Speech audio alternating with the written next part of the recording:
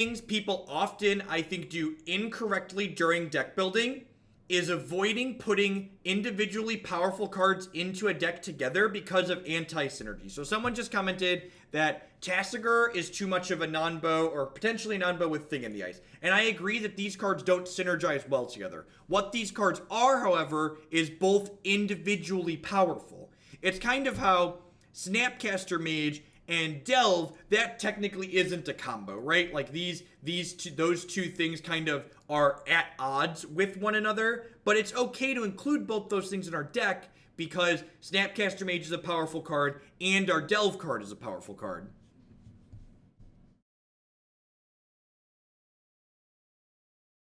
Looks like traders might be backed up here. So waiting on them to grab stuff for this next order.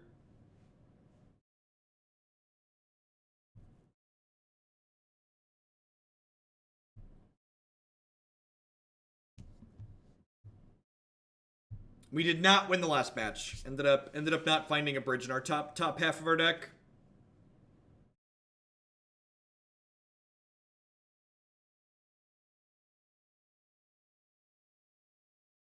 Yeah, that being said, Thing in the Ice with Snapcaster Mage, that is synergy, right? Like getting to reuse our Snapcaster Mage is great.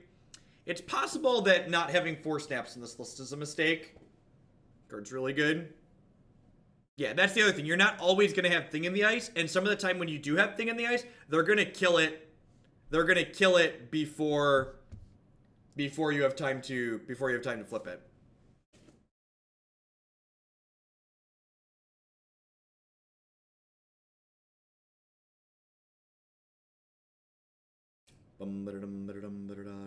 Should Opt be Thought Scour? No idea. Opt's definitely better at finding your cards. There's definitely an argument, I think, to playing both Opt and Thought Scour, but I kind of like Opt being the only cantrip if that's the only cantrip you're playing.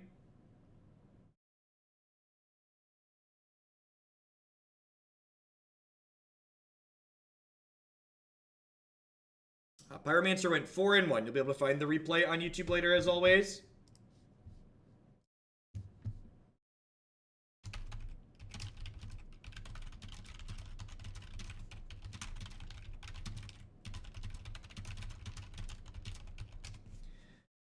Kobalatona, thank you for checking out Honey, using my affiliate link there. I appreciate the support.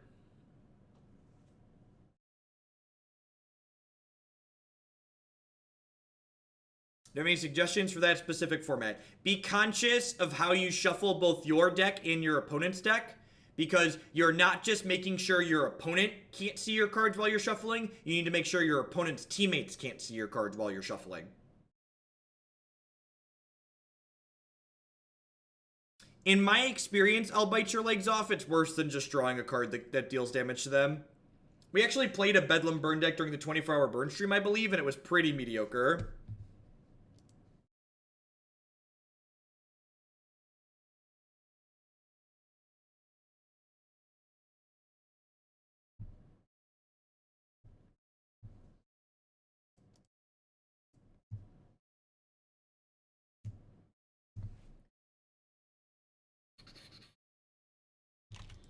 All right.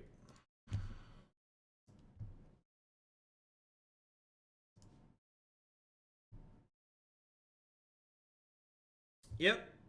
This is the deck list I was sent.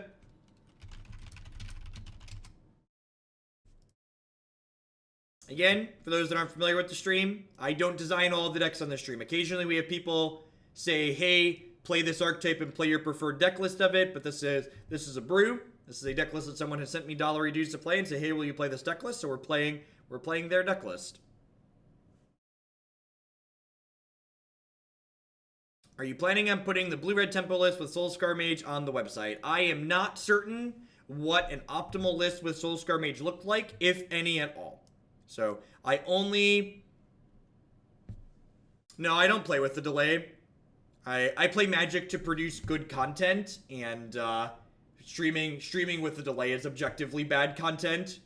It's not engaging. It makes it so people can't post questions and stuff like that as well.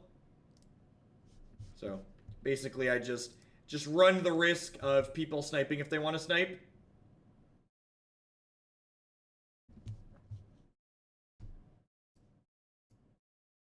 Most of the decks I play here on stream too, like, other people have paid for me to play the league, so like, even if we do get sniped, like, I'm gambling with other people's money. It's a good system.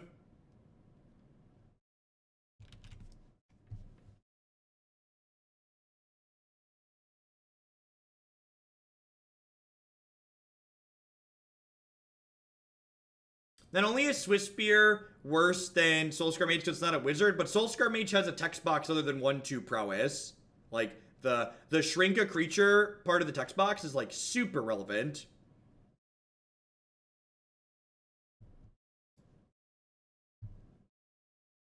It is an A+ quote right there, Zach.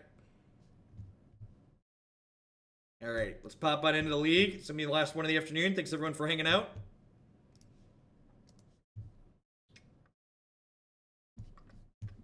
Remember, if you missed any of that last Martyr League, you'll be able to check it out on YouTube later tonight. All my stuff gets archived there. Streaming later tonight. I'm not sure. I think Christy wants to do more Overwatch, so we may or may not do that. I don't know if I want to spend another evening doing Overwatch. She'll probably be streaming Overwatch. I'm not sure if I'm going to join her or not yet.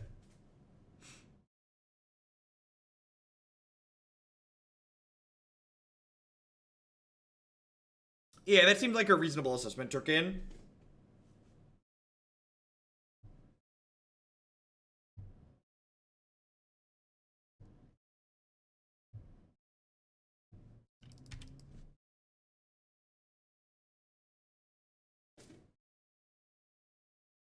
Never understand why people ghost. They know in their heart that they didn't legitimately win. Well, so, Robin, I mean, people play Magic for different reasons, right? Like, we've all put money in to play Magic Online. And some people aren't playing Magic Online to get better at Magic or practice Magic. Some people are playing Magic Online as a system to gamble. And if you are playing Magic Online to to do nothing other than maximize your points, you should ghost. If you run into someone streaming and you want to give yourself the best possible chance to win, ghosting gives yourself the best possible chance to win. Wizards of the Coast is obviously okay with people ghosting, because if they weren't okay with people ghosting, they would say, hey, this is against the rules, don't do it. But they don't have a rule against ghosting, so they're obviously okay with it. Zalgoltha, thank you for the 11-month resubscription. Welcome back. So for you to play a deck of mine, it has to be submitted for approval, and it is a $10 donation. That is correct, Pino. So submit it through the forum under the stream, and I'll get back to you in somewhere in the time frame of 3 to 4 days usually. I don't check it every single day.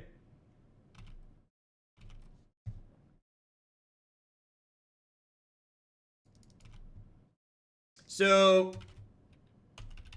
the details on what I give my higher tier subs are listed right there. So go ahead and feel free to click into that link.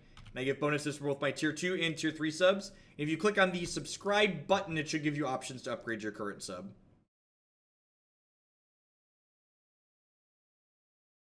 With 2 of our 3 Field of Runes in our opener, there's a non-zero chance we could be okay here. How would they enforce a no ghosting rule, though? So that's a cop-out. There are a ton of rules. There are a ton of things in the Magic Online TOS that are completely unenforceable, but they still write them down because they want to send the message, this isn't okay, don't do it. So saying, well, we can't put a rule about that because we can't enforce it is nonsense, because we have plenty of things in Magic Online that are unenforceable that are written down.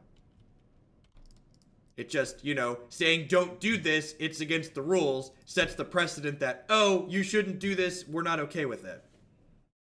I named Expedition Map with my Revoker because they played the Sun one.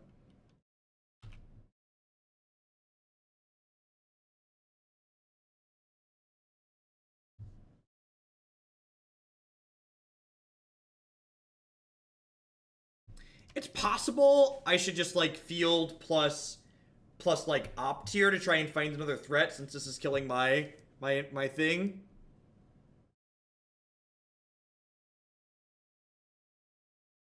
Sure, they could also give you tools to help prevent you from being ghosted. They could do that too.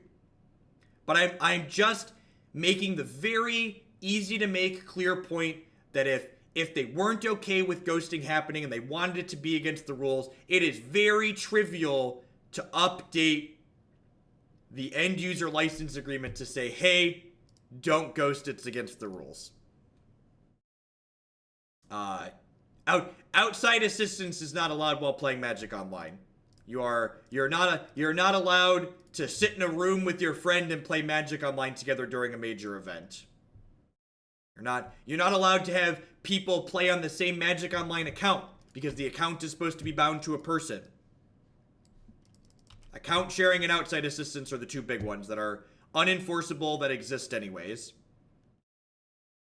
Kalbatana, thank you for the brand new tier 2 sub. I appreciate that. Welcome, welcome.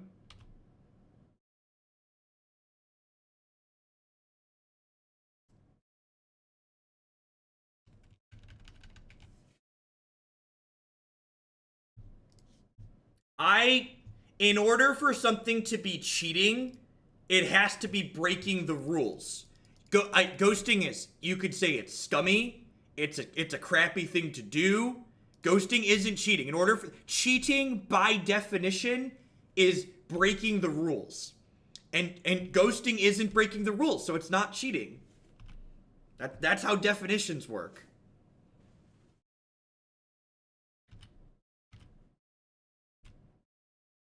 The initial tier 2 sub does get you 10 points. So whatever deck, just drop me a whisper and just pick a deck that's in the queue and I will bump it up by 10 points for you. Thank you for the support.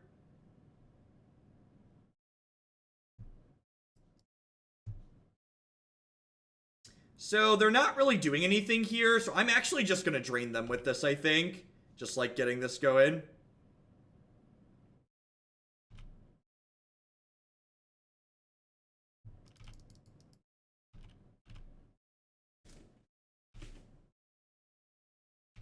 And again, I'm not going to get into the logistics of is it right or wrong, is it scummy, because that's all super subjective. I'm just saying by the definition of what cheating is, ghosting is not cheating because it's not written down as against the rules.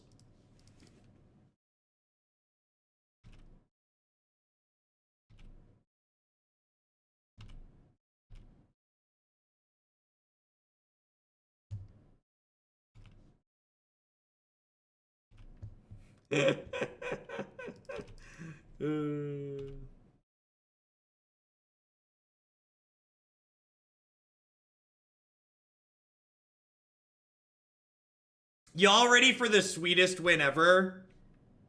Oh no, I forgot. I didn't mana leak. Oh, I should have mana leaked, and then I could have done my thing. Well, that's the tilt. Alright, I might have messed up here. Now I need to draw a castable spell. Oh no, wait, I can push and then leak my thing. We're good, we're good, we're good, we're good, we're good. No, it's fine. It's fine. I wanted to flip my thing. I had a plan, and then my brain went somewhere else in the middle. But it's fine. It's fine. Alright, we got there. Flip! Flip! Alright, we've officially beaten the unluckiest Tron player in game 1. You don't even need to pay for the leak. It's gonna flip and then take all its friends with it. Alright, trim these Collective Brutalities. We have a lot of cards that are bad here, huh? I have Countersqualls to bring in too. Echoing Truth is probably fine. Inquisition's kind of medium. I'm gonna bring in another Echoing Truth over this Inquisition. Click on my username there in chat. Did TT flip off Wormcoil?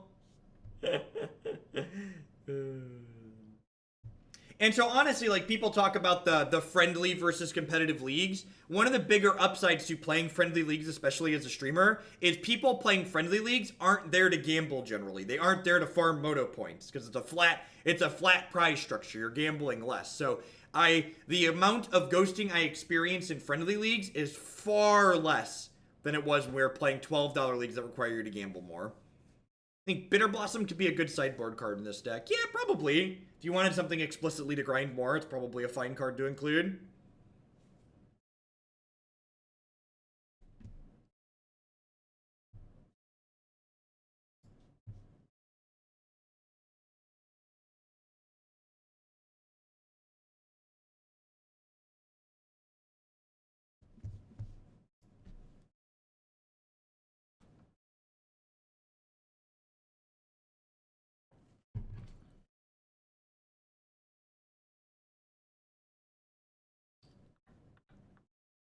Crypt Incursion exiles all creatures from a graveyard and gives you 3 health for everyone exiled that way. Does Tron ever not have it? Well, I guess they kind of had it that game, but we were able to push through. I feel like I can't mulligan double field in this matchup, so I'm going to keep this. No map on one is good for us. Wow. I'm saying there's a chance, chat. I'm saying it does still have Mardu in it. Thank you. Double scrying.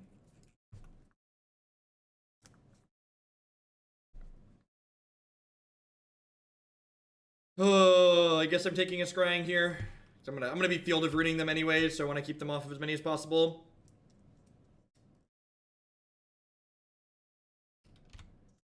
So they played Forest, Scrying. This will grab their second Tron piece, but they're not gonna have Tron till turn 4 at a minimum, which is nice for us. So I'm gonna play this and just get my Thing in the Ice down. These fields into Cryptic Commands in the back of this Thing in the Ice might let us steal this.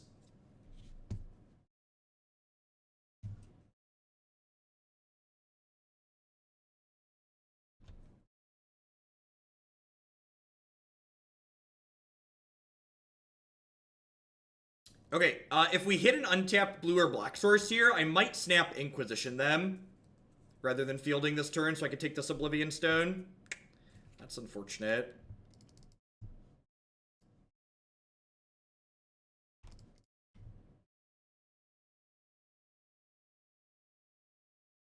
Definitely want to maximize my island count here. So we have these Cryptic Commands in our hand. Those blue-red wizards match up against Tron. It's about a coin flip. Their best draws tend to run you out of the game. I think that is completely untrue, Alpa. I think the blue-red deck has a good mix of pressure and disruption. So this one actually gets to get a swamp, so we can cast Thoughtseize, and then I get to put Creeping Tar Pit into play tapped here. And then we have Cryptic Command up next turn, which is nice. How many forests does Tron usually play? Usually they have 5 basic forests in their deck if they're mono green. 4 to 5. Yeah, I guess some of them only have 4. I think I just take the Oblivion Stone here, because it's what answers our Thing in the Ice. And then we just get to snap Thoughtseize them next turn, potentially. They are just going to get to kind of curve naturally into the old 6 mana Wormcoil, 7 mana Karn, but that's what it is.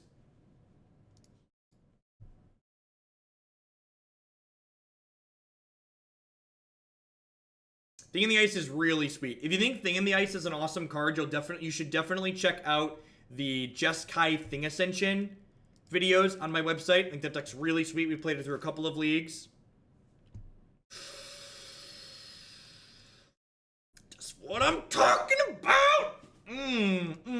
Get to seize their thoughts. Man, this is a healthy mix of us running good and them running bad.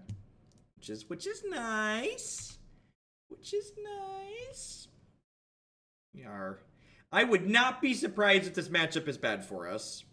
So, I'm actually going to take Karn here to encourage them to play Wormcoil next turn into our Ceremonious Rejection.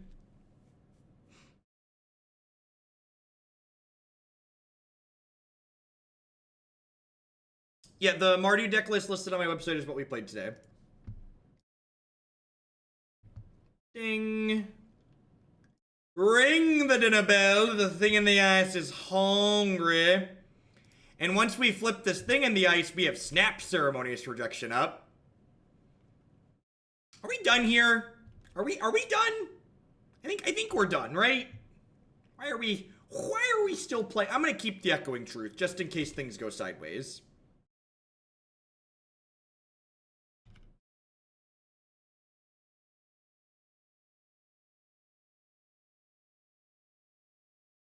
I don't know that Mandy wants to do Vegas, and I want to do Vegas, Kent. I'm not sure that that's going to happen. Now, bouncing a land is pointless. I can just counter whatever spell they play, right? They have to have, Tron land into Ulamog to beat us here. Perfect, thank you. I'll respond to your whisper, let you know after the stream.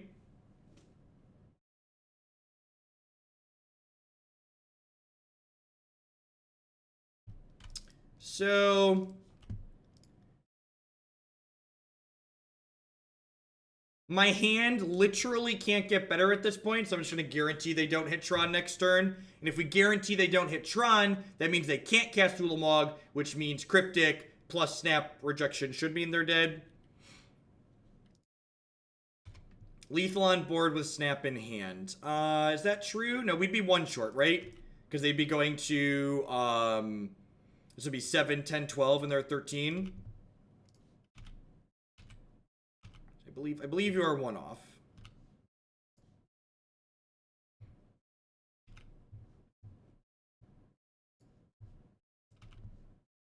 Yeah, and again, like, this is just the type of position where you want to ask yourself, like, what's the only way I lose this game? Can I prevent them from doing the thing that makes me lose the game? All right, let's prevent them from doing that.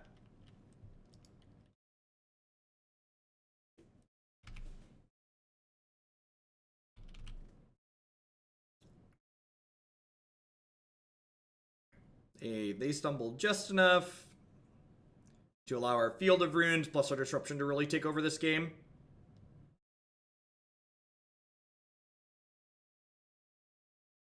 Your intelligence score went down because you're in Twitch chat.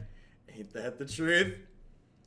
We're waiting for the second match in this league to pop. It's going to be my last league of the afternoon. Thanks everyone for hanging out today. My name's Jeff Hoagland. I'm here streaming Magic almost every day during the week. I'm actually going to be off on Wednesday this week because there's a lot of Moto. There's 9 hours of Moto downtime, but I'll be on Thursday and Friday. I'm planning to do a 10-hour stream at minimum on Friday. If you enjoy my stuff and you want to keep me here day in and day out, please consider subscribing to my channel. My subscribers are the people that keep me employed here full-time. I wouldn't be here without their support.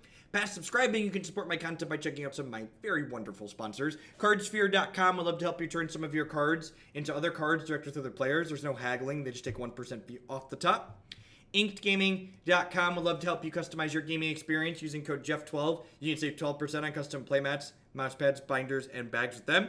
CoolStuffInc.com buys and sells a lot of cool stuff, including TCG singles. Using promo code Jeff5, you can save 5% on Magic, Pokemon, and Yu-Gi-Oh cards with them. And of course, this stream wouldn't be possible without viewers like Anaronix, Justin, Nivik, and all y'all. If you are new, make sure you hit the follow button at the very least. Following my stream doesn't cost you anything. It lets you know when I go live and with what. If you see me go live with something that sounds sweet and you can't catch it in the moment, be sure to check out my YouTube channel as well, youtube.com/Jeff Hoagland. 100% of my stuff gets archived there, and I break it up by deck and match by deck so you can watch just the matches that you care about. On the play for our second match with our blue-black thing deck, this is kind of like the perfects, right?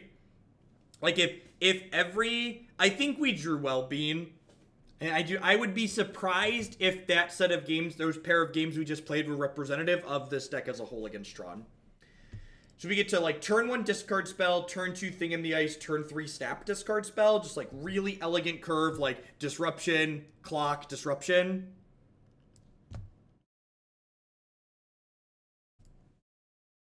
This seems pretty good. Take your elf away.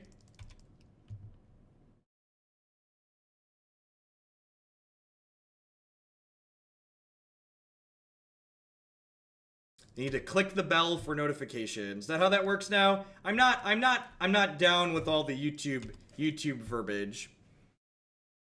What are my thoughts on Field of Ruin? Is it too slow or it hurts the mana? I think Field of Ruin is great in fair mid-range decks. I think if your deck is kind of fair, you're like super in the market for... This is so good. You're like super in the market for some Field of Runes. You're already queued up with a lot of modern decks to play. Have you ever considered tutoring Magic players? So basically every work-related thing, I have to make an assessment on how much time is this going to take, and is the amount of time that it's taking worth taking away from making content? Because like I know content, what the amount of money content makes. So like the hourly rate I'd have to charge for tutoring to be worth doing over streaming is just, it's a silly amount, and I just would rather focus on streaming. I think there are a lot of other Magic content people that don't stream, that don't have the constant hours that I do, that do tutoring, that should be better off sending them some dollary dues. Because streaming's really weird as a job. This is a job where I could literally, like basically the more I work, the more I make, right? Like there's not an hourly limit on how much I can work and make here. Stream the tutoring sessions. Huh.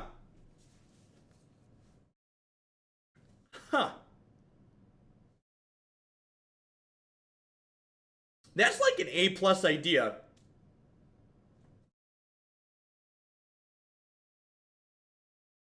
That might be worth it. That's a way to split the difference. Huh.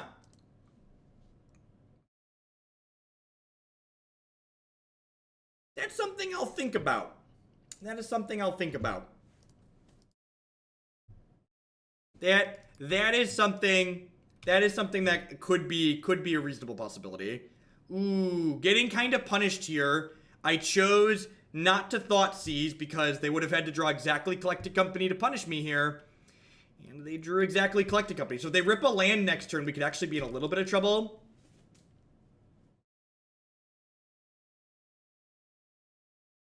So again, when you talk about fair check, I've come to the conclusion that most Magic players don't understand when something is fair. I've had people, and these people are annoying and obnoxious in my opinion, who say things like, the way I concede matches while I stream isn't fair. I don't lie to people. I don't tell people I'm gonna play miserable matchups. But like, if I was up front and was like, hey, this is what tutoring session would be and it would have to be part of the stream and this is the price, that's not unfair. That's just offering a service with specifications that you personally might not like, but somebody else is probably fine with, right? So like, what, you know, like, is it unfair to be like, this is what we're doing and this is what it is, and if you like it, great, and if not, that's fine too? Yeah, honestly, most people don't understand what fair is. Correct. I agree with that.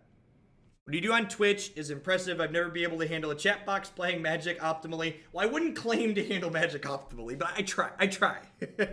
Subs and donations. Yeah, there's a lot of there's a lot going. The Snapcaster synergy with Thing has been great. Correct. Yeah, that's the other part too. Is it? And there's also the, you know, language and stuff like that as well.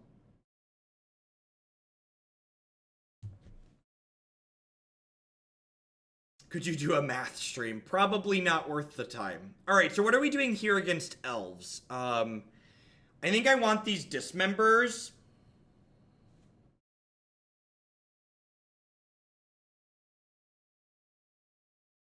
So, Don Valley, one of the things I've come to discover from like doing a lot of research from Twitch stuff, the amount of money you make as a Twitch streamer is not proportional to the amount of viewers that you have. Like, the fraction of my money that comes from advertising revenue is very small. I am standing currently. I have a standing desk.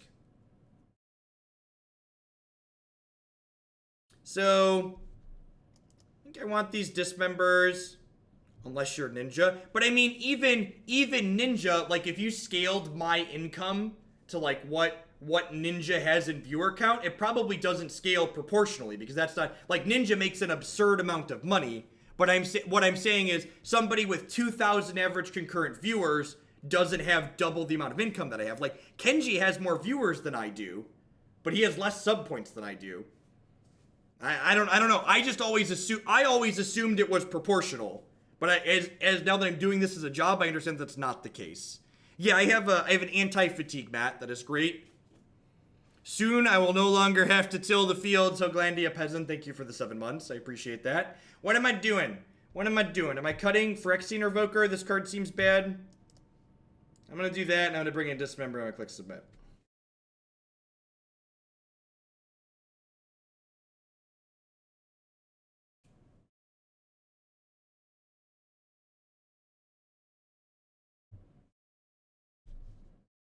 Correct. What I do here is unique compared to what a lot of Twitch streamers do, because people that support my content get something fairly tangible from supporting my content, right? Like, even other Magic streamers, they don't let people that send them donations and subs dictate what they play for the most part. Yes, correct, Elfalicious. Because you're not just sending me money out of the kindness of your heart. You're basically paying for a service on this channel. You're saying, I want Jeff to play this deck, and I'm willing to pay him to play this deck. You're not just giving me money. You're paying me to do something specific.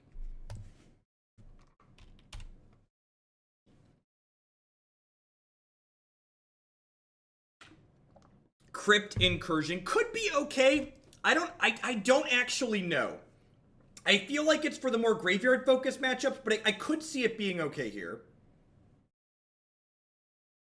Do I have any immediate goals for the channel? No, not really. I'm really happy with where I'm at. Today we rolled past and hit a new sub goal. So I currently have a little over 2,000 subscriber points to get a new emote for the channel, so that's awesome. I never thought streaming Magic would ever be anywhere near that amount of subscribers. I am very lucky to be what I do, and I really couldn't ask for more. We've played Survival of the Fittest Vengevine in Vintage. You can find that on my YouTube channel. That is exactly what I want for Christmas.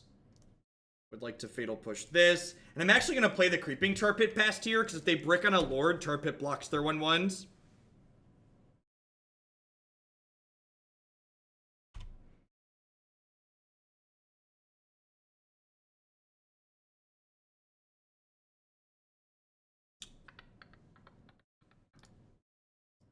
See if they miss the Tar Pit blocking.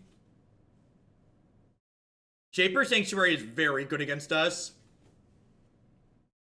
That being said, could you imagine if the Shaper Sanctuary was a Lead the Stampede? How good would Lead the Stampede be if they had that?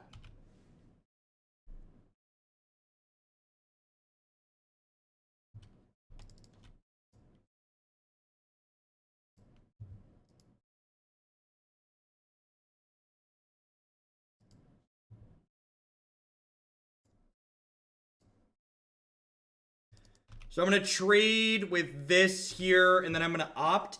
If we had 4 spells in our hand, or even 3 spells, we'd probably be okay here. But I think we're going to be in a lot of trouble. We don't have any sweepers in our deck to draw to at the moment. I guess I'm keeping that. They're going to get to draw a card, but the average card they draw is probably going to be worse than this. That is an excellent pickup here.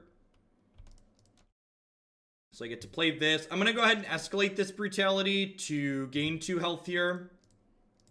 The odds of them drawing a card we can take out of their hand are like absurdly low.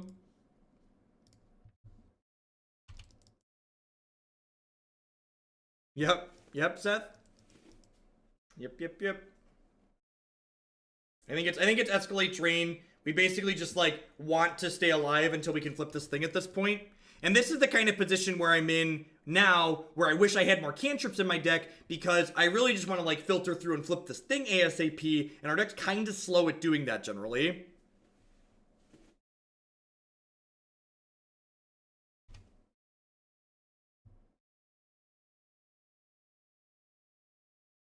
Well, the Shaper Sanctuary draws them a card, Burnt Glass Pipe. So by the time the Collective Brutality resolved, they were going to have a card in their hand.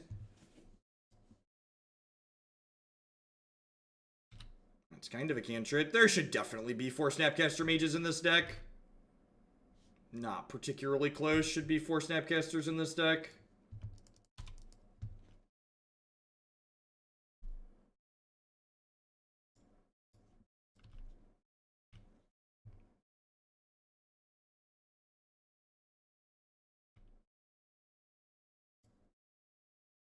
I just want to trade these aggressively. Okay, we're going to be in an okay position to race here. We're going to draw step this click. I'm actually winning this race, right? With the Tar Pit. I have a 3-turn clock that they can't block. Yeah, definitely, Hyder. With a few small exceptions, basically all the deck lists that are on my website are fine runbacks. It's a good moment to click them. Do they draw another good one? Okie doke. Well, we were winning the race. Now I'm going to trade with the Boreal Druid. Wow. That, sure. Yep, sign me up.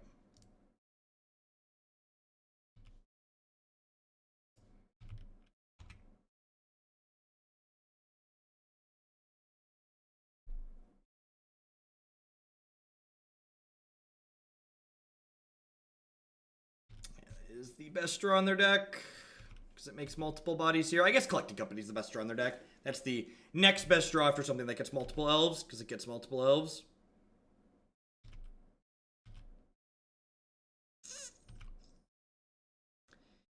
I am not dead on board thanks to Creeping Tar Pit. If I draw any spell next turn, I can, or any instant or sorcery, I can play it plus mana leak it. The top of their deck has been very kind.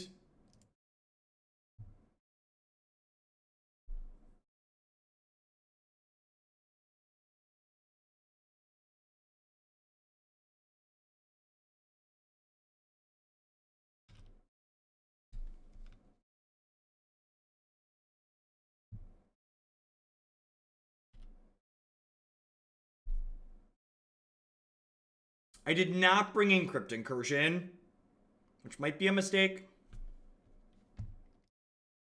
I'm casting this because it taps out their things. It also pops a counter off the thing. If we get an instant or sorcery here, we might be able to race them.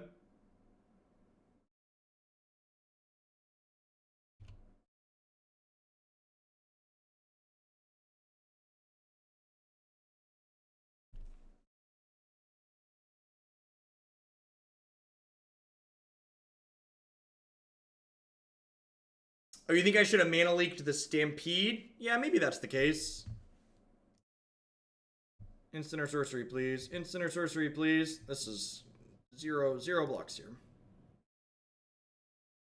It's really frustrating. Sometimes you flood out and die. That's how the cookie crumbles. Oh, of course, the next card was the best card in our deck. I don't think I want this. I don't think I want Crypt Incursion.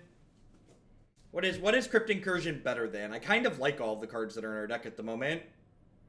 Yeah, I think I'm just gonna run it back. I think Crypt Incursion could be fine, but I think it's worse than the cards that I already have in my deck. Like if I had a card that I was looking at, I was like, this card's not good in this matchup, I would be fine bringing in Crypt Incursion, but I think all of the cards I have here are good. That seems pretty good.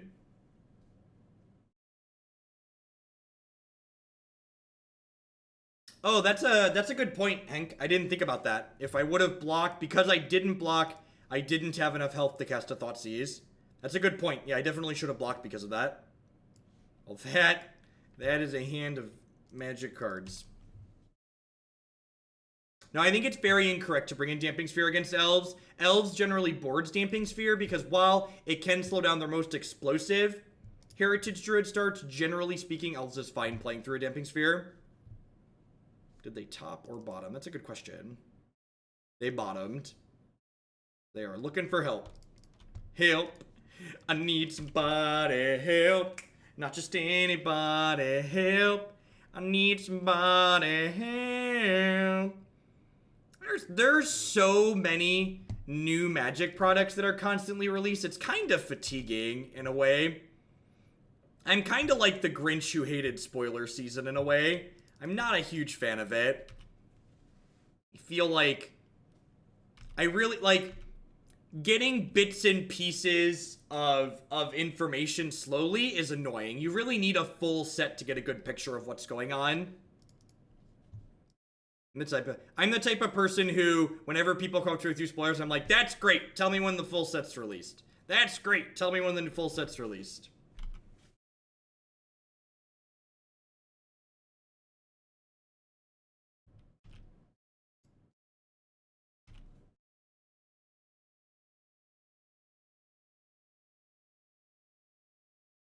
It's especially funny when people are talking about Standard, where people are like, oh, do you think this card's going to be great? It's like, well, we don't really know because we don't actually know what's in Standard, right? Like, there's still half the set to be spoiled. That's going to probably have a pretty big impact on the format.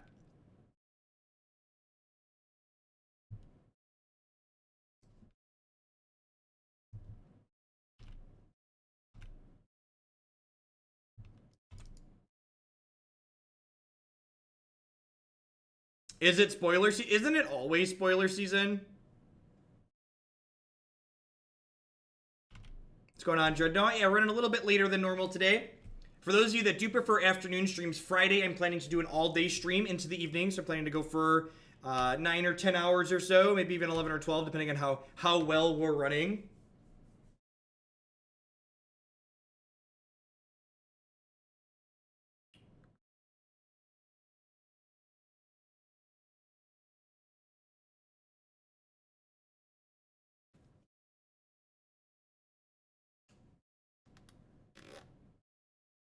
Why play push instead of cast down? Maybe it was better to cast down. I don't know. Cast down, like, kills more 3-drops. Like, Imperry is perfect without needing...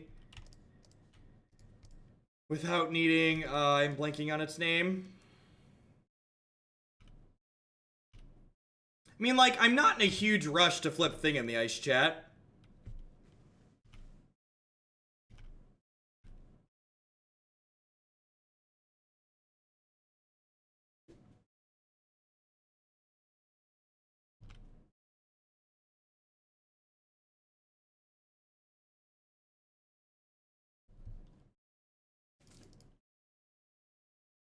Alright, so I'm going to take a hit for 4 here, and then at their end step, I'm going to bounce a Forest and then draw a card to flip my Thing in the Ice.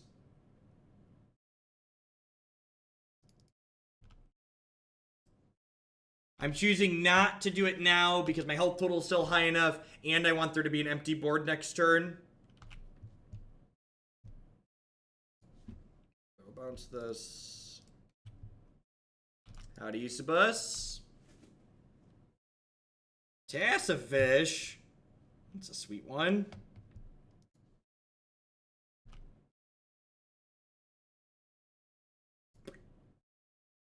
Show me your candy. Discard spells are also kind of sweet alongside Thing in the Ice. I haven't played Thing in the Ice with discard spells before. That's kind of awesome. Thing in the Ice plus discard spells is kind of great.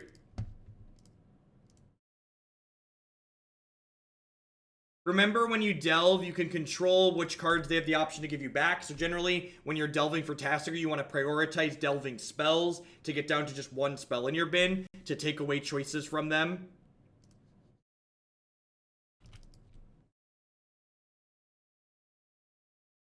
I think there's a couple small misses in this deck list, like the lack of Thought Scours as extra cantrips, and the no 4th Snapcaster Mage seems really awkward to me, but the core of what it's doing, the idea of Thing in the Ice alongside discard spells and just, like, good removal seems very reasonable. This threat's great, and, like, Thing in the Ice as an 0-4, there's minimal numbers of ways most decks have to kill an 0-4, so being able to punch through what little removal they might have with your Inquisitions and your Thoughtseizes seems exceptionally powerful to me.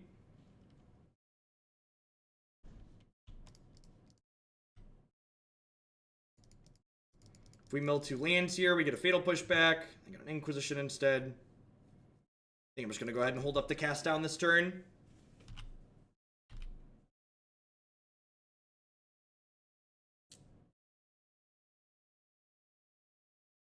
Yeah, probably Indecisive. I think I agree with that. Also, Creeping Tar Pit is just like an A+ creature land. Getting to play Creeping Tar Pit inside of an aggressive shell is really awesome. I don't think I would play Delver alongside Awoken Horror, but I think there's... Ooh. Remember that time we held this cast down instead of Fatal Push?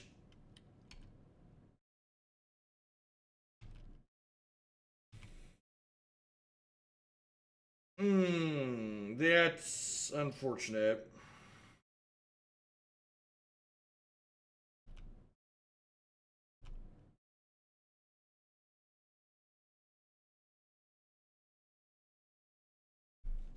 So I just have to not die here. I think we can not die because cast down pulls something out of combat.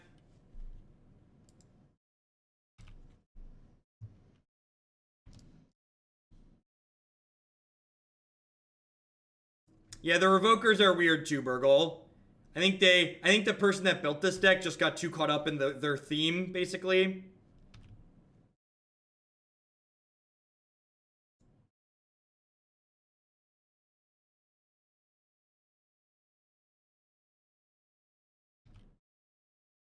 So they do this. I'm not even dead. I'm not even dead on board, right? But they're dead on board, so they're just like doing it to do it.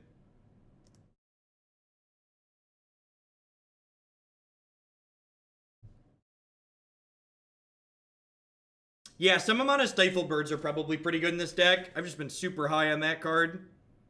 That card's been great. Consistently excellent.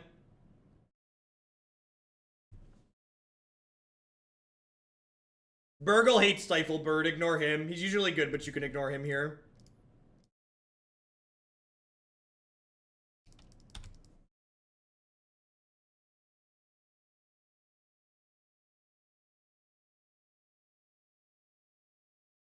Other than Stifle lands, other than fetch lands, what is Stifle Bird good for? Azuri activations, Oblivion Stones, Planeswalker emblems, Field of Runes, tempoing, stopping Terminus from being miracled, stopping creature lands from being activated, playing a 3/1 flash creature that beats your opponent to death very quickly because it's a 3/1 with evasion. The card is good because of its flexibility.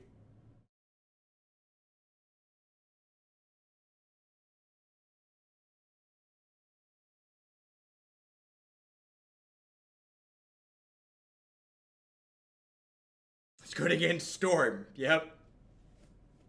It covers so many bases.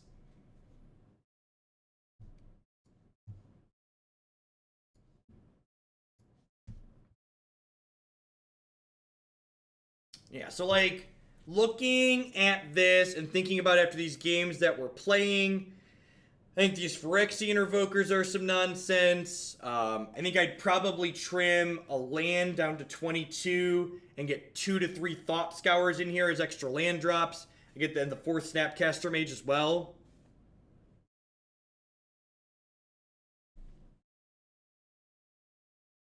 Seems pretty reasonable.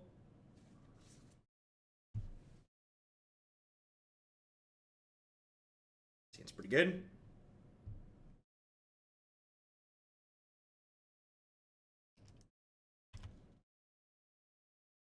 Now, I think Mana Leak's kind of okay. I like that Mana Leak's a permanent answer to things. Maybe with the discard spells you don't need it. I'm gonna lead on Inquisition here rather than Collective Brutality, because if they have Search for Azcanta, I'd like to be able to take that away. Glory Banger and Nico Bolas. Alright. Alright, like the cut of your jib, opponent. Your jib is cut in a pleasant direction. So we'll run Collective Brutality into the Spell Snare next turn.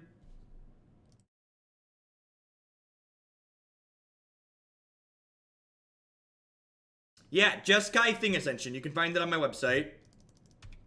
Played it on stream more than once. It's really sweet.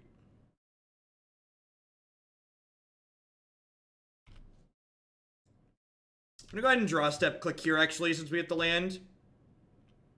What extension do I use for my Twitch chat? That is part of Streamlabs.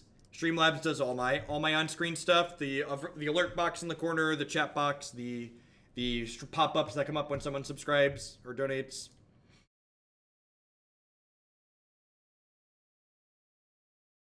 Yeah, Streamlabs is good stuff.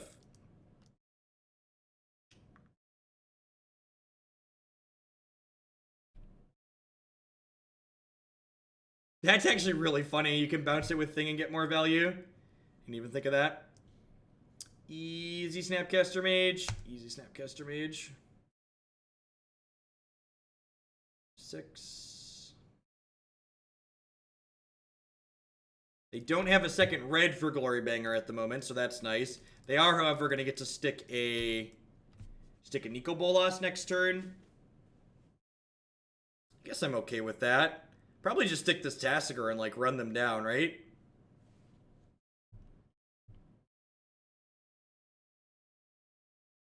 Alternatively, now I can play Thing and then Collective Brutality, take their Spell Snare. Trigger my Thing.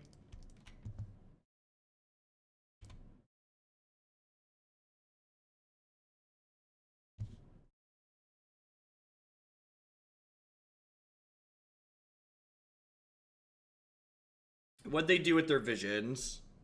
They went top bottom, so I'm assuming they're gonna have a land next turn already. I have a lot of 2s in my deck. I might just take this cast down. Or the spell snare. Yeah, I'm gonna take the spell snare. They really don't have a good opportunity to play the opt. Like, they want to play Nicol Bolas next turn and Banger the turn after. You could argue that playing this series of plays was wrong, because if they curve out into Glorybringer, they're gonna kill my thing in the ice, which feels bad.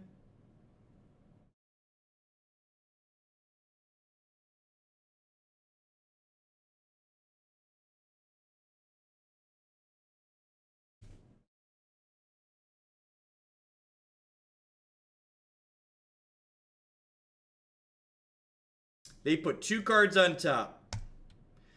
Goodbye, lollipop and rainbow. Connect the dots and do do do do do do do do.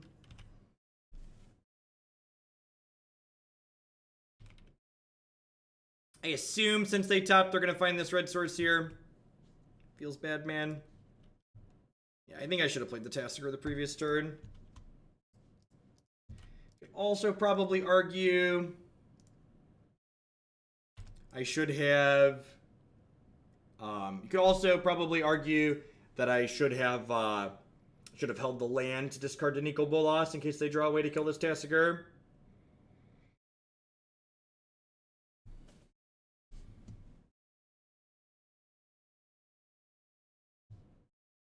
Yep. Buy thing. That being said, I'm gonna crack them for 7 here, down to 8.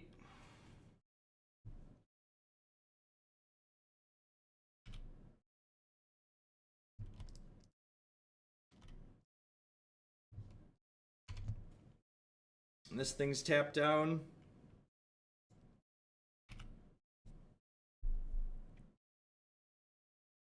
Ditch this Polluted Delta to the Nicol Bolas. Is it possible this deck needs a couple more instances? This deck definitely needs more cantrips in it, you know? Something we've been talking about. That I will be recommending in our wrap-up, I think. Yep. If a Terminate here, we could be in trouble. I guess Bolt, they could block plus Bolt. They're actually only 1 land off of flipping this thing, huh?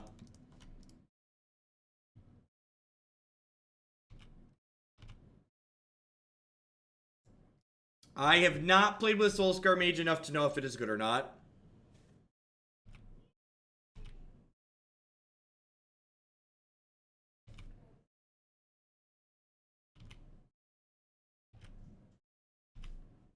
They're like gonna go untapped land, flip this Nicol Bolas and kill us.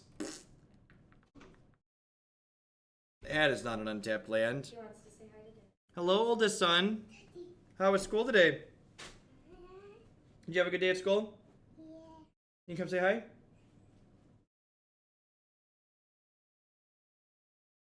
You say hi, internet? Hi, Bella. You are adorable. That's true. Yeah, if they don't have removal here, they're forced to chump. Wanna go upstairs with me?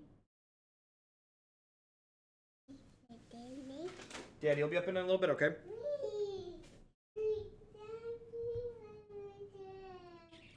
You want Daddy? Alright, so I think we're gonna delve everything but click here. Doing a treat. Okay. Not above bragging like that. He is adorable when he wants to be. Uh-oh. Uh-oh. This smells like a 7th land, chat.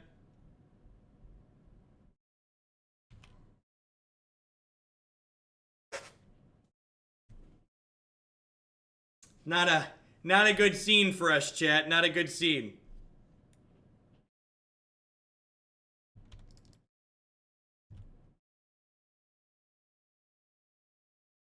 That Thoughtseize is not very good. That's true. Brutality does win the game. I have 2 of those in the deck.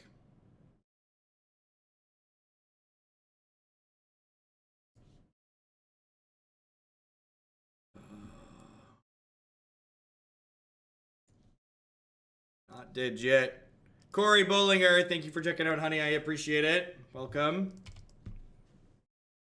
Someone asked, am I planning to play this deck more? A really simple system on this stream. The people that support my stuff dictate what we play when we play it. So this is definitely a deck I think I'd accept back after making some changes to that at the end of the set to play again, but this is not something I don't think I'd spend my dealer's choices on that when they come up. Is Oklahoma City personally too far from home to want to travel for a Grand Prix? Yeah, I really don't travel for Magic events in general, even close ones. Yeah, there's one in Exile, so there's 2 more in our deck.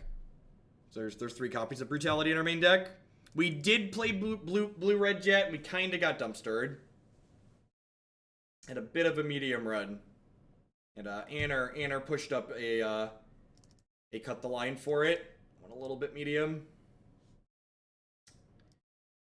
So Fatal Push, our removal's really awkward here. Fatal Push kills Bolas. Cast Down doesn't. Dismember's great, obviously. Jake of the Cosmos, thank you for the brand new Twitch Prime support. I appreciate it. Healthy mix of bad matchups, bad beats, missed land drops.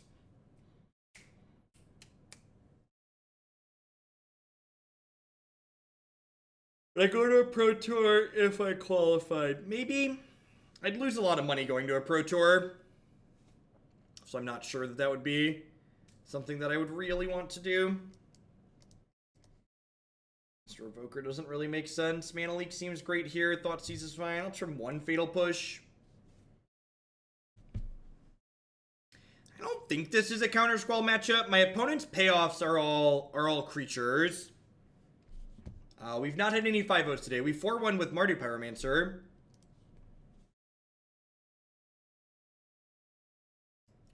It's all uphill from yesterday's 2 and 16 run though, so that's nice. I could see Spellskite being okay. Their deck probably has a lot of spot removal in it. I'd be kind of surprised if they had Ultimatum in their deck. I actually think Nico Bolas is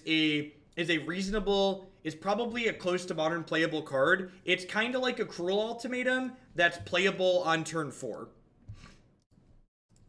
We lost a lot of matches of Magic yesterday. Fetid Pools. That is something.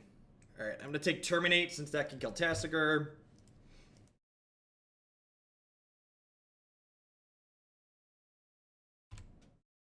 Countersquall only counters non-creature spells. It is Negate.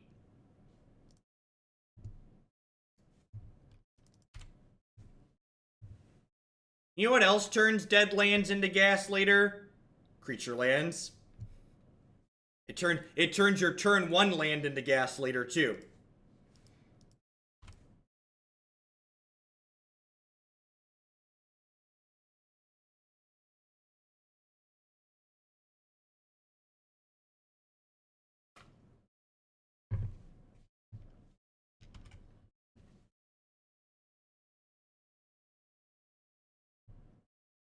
Alright, well, let's jam Tassifish here, and if they don't rip a piece of removal, we're gonna get to untap and like have Field of Ruin with Cryptic and Stroke up, so be in a pretty good spot.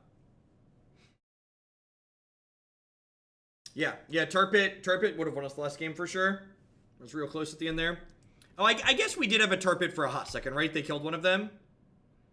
Nico Bolas is like an ultimatum on layaway. Yeah, it's a great way to put it. Like, when you hit ultimatum levels mana, it does something that's really busted. And when you don't have ultimatum levels mana, it just, like, still does something, right? Just does anything, basically.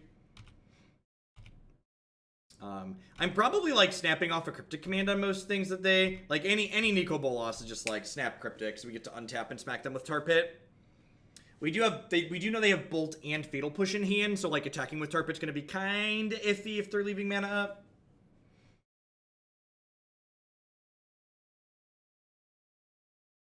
Let's see what they want to do here.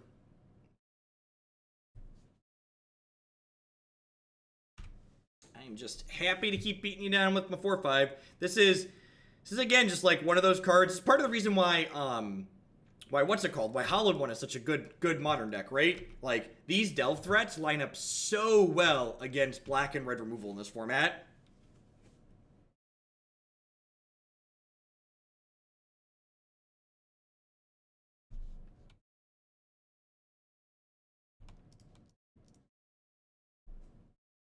Yeah, Clique's alright. So I countered that because they were going to block with it plus bolt my Tasigur to finish it off, and I just want to keep my Tasigur in play. He's our horse in this race. I'm going to use him and run him all the way down to the finish line.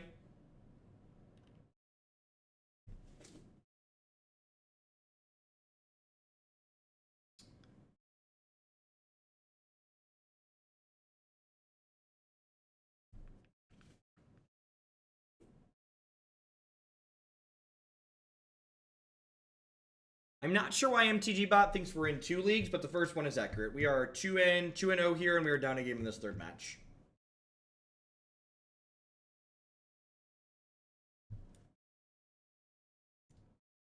That's really weird. They could have...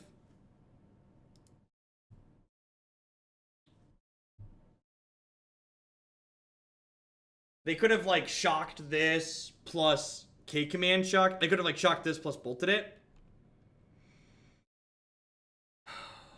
I've been the cast down here, maybe.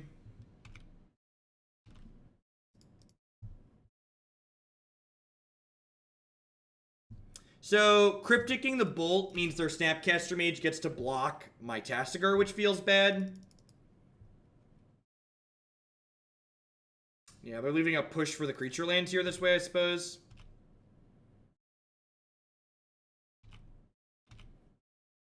They get to snap terminate this turn, which kind of sucks for us. So I'm gonna draw step Cryptic, or draw step Clique here. See what they have going on. This will force them to, like, snap push the Tasigur. Then there's potential we can sneak in a hit with either the Clique or we snap bolting the Tasigur rather than snap terminating. Seems a lot worse than snap terminating, right?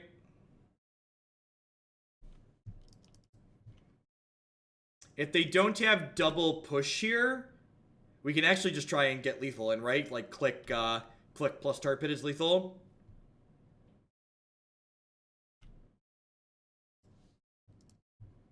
Could main phase Clique to take the snap. Maybe? They haven't played a land yet.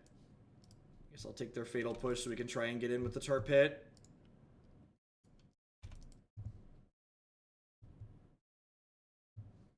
I assume we're going to see Fetch Shock, Dreadbore. Nope, that leaves them dead to this, right?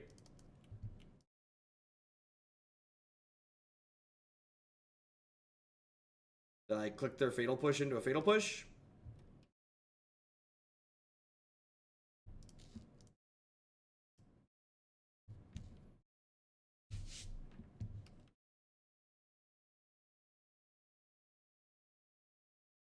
Yep. Yeah, without another Fatal Push there, they're dead.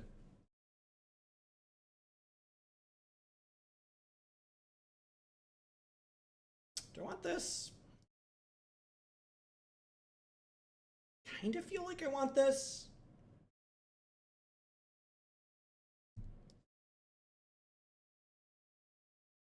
Brutality's a little clunky here. Let's do that. See how it feels.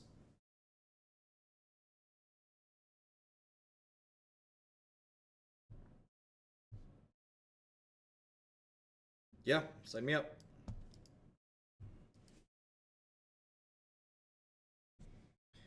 So, because I have 2 copies of Thing in the Ice, do I want to wait till post-Thing to play the Inquisition? Because if they kill the first one, I don't really care, right? Nah, now that I drew Opt, I should have enough to force it through. Just actually run bad Preordain. I actually think I'd rather have Thought Scour to help accelerate out, Delve threats more than anything.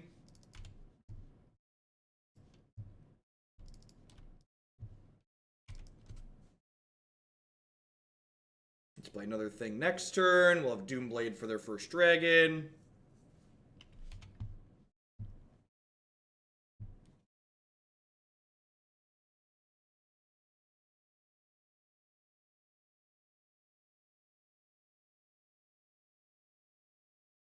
It's not a terrible idea. I will. It's like a pseudo Call Against Command style effect. It increases threat density without having to put worse threats in our deck.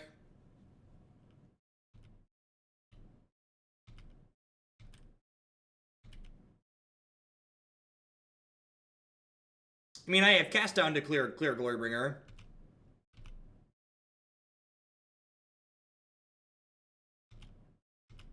Gonna take this hit for 2, rather than lose one of these to a bolt.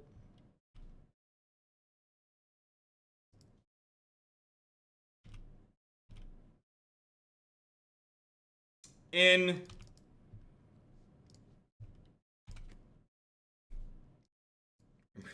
Your move, Yugi boy.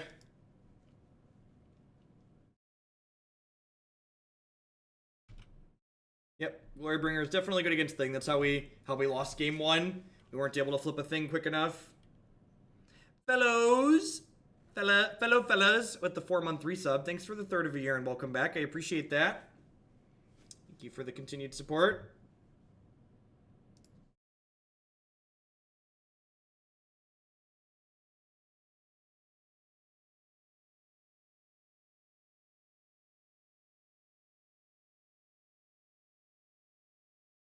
Am I going not super late, but I am going later than normal. Normally I'm done by like 3 or 3:30.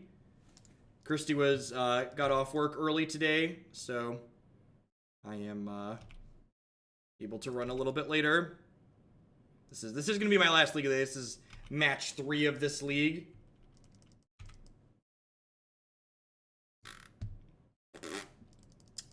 Well.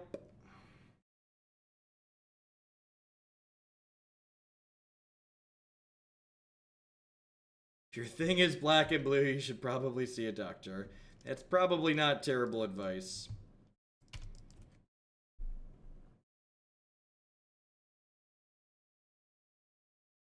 Thing in the Ice really kind of feels like one of those kind of absurd cards. It's just like really looking for a good home in this format. And like we've had some interesting ones like the Jeskai Thing deck that I've played in the past before, but I definitely think that there's merit to working on more shells with it, potentially. Just gonna cast this for 6 here, since he's gonna come back to our hand in a hot second anyways.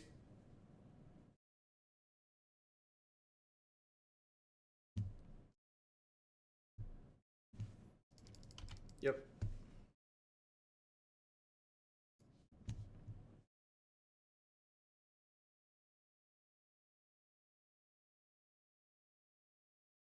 Now, we're in the super unfortunate spot where if we flip Thing, they get their Snapcaster Mage back, and then they get to snap push Thing. Which really kind of sucks.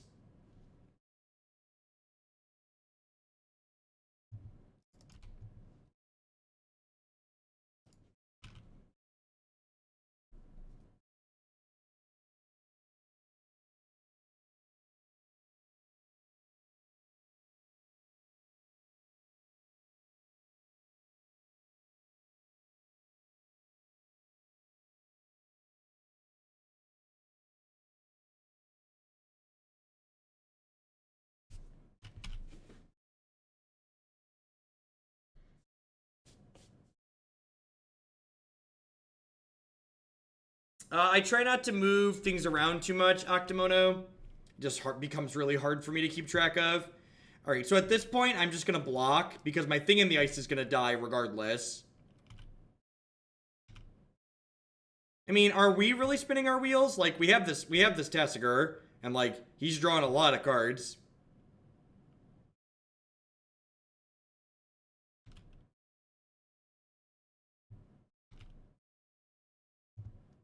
Alright, well, now they have an Eco Bolas, and we have to draw a Dismember or Fatal Push right now, or we are very dead.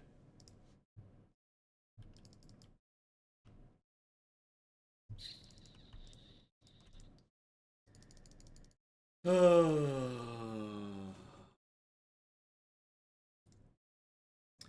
I'm gonna run to the restroom really quick. I'll be right back. We got 2 more matches in this league, currently 2-1 with this pile of digital cardboard.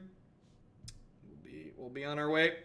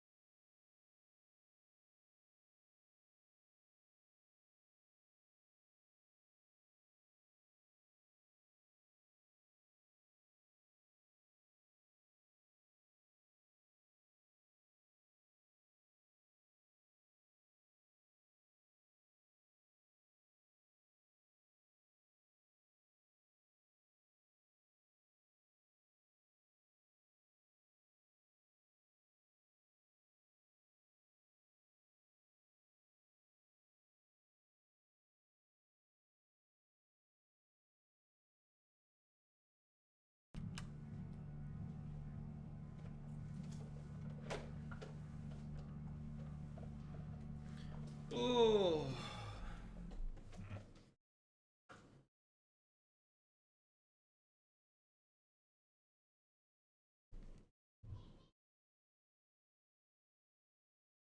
I think Thing in the Ice is fine. Thing in the Ice isn't good with Delver though. So like you have to pick and choose. There's decks where Thing is good and there's decks where Delver is good. And Thing is a card that wants you to play more cantrips. And like the blue-red deck doesn't play a plethora of cantrips.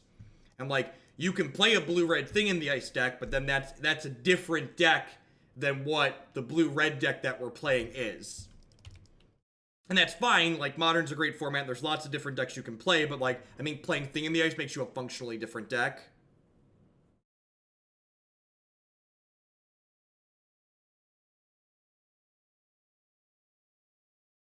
You need to open the Connections tab in the Discord desktop client, and it should show you the server there, right next to your connected Twitch account. It should say join Hoogle subserver, Hooglandia.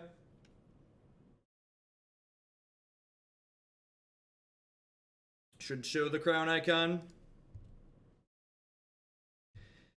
Probably ditching. This hand is absurd in this matchup. Which one of the other things that's probably worth exploring in here is just like more delve threats. Just like have a whole lot of big giant booties. So like some of the times you have Thing in the Ice as a big giant booty, and some of the times you have a delve threat as a big giant booty. Take the Mog War Marshal here.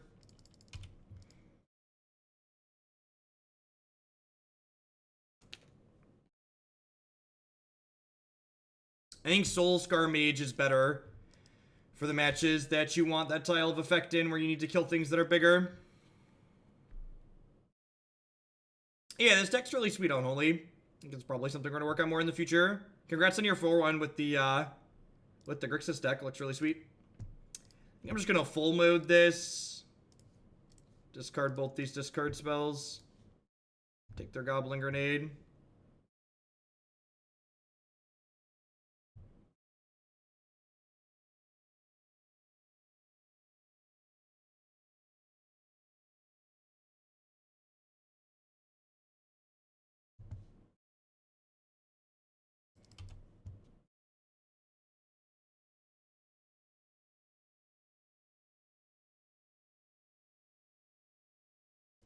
Goblin Chieftain, yep.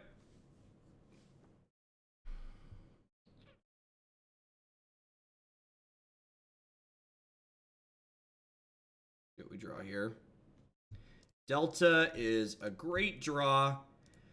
Because it means I get to escalate this, kill your thing, take your bolt away. And then fetch basic Swampcast Tasigur.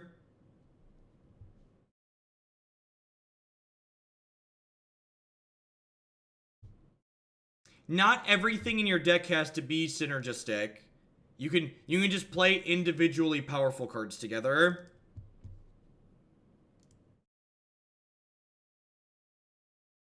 And again, use your delve to control what they can give you back. So I'm explicitly making sure to delve all of my 1-mana discard spells. So if I activate Tasigur in the future, I won't be able to get one of those back. Peace Ream. That's such a terrible argument.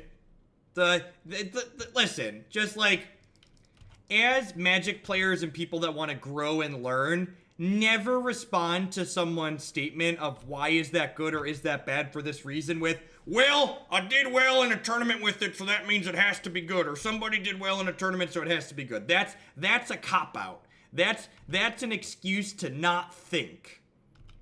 The number of times I've done well with a bad deck or done poorly with a good deck, like, that's how games with variance by design work. Just because something was successful doesn't mean it's automatically optimal. And it's okay to have a meaningful discussion about, is this good or bad? Scred winning a Grand Prix was like God's gift to bad decks win tournaments discussions everywhere. Have you heard about Scred? Have you heard of the Lord and Savior of bad decks, Scred?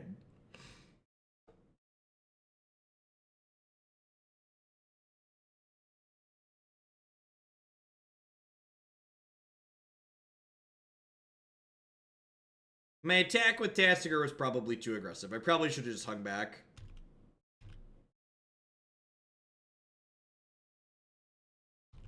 We'll hopefully be drawing a Brutality or a Cast down here.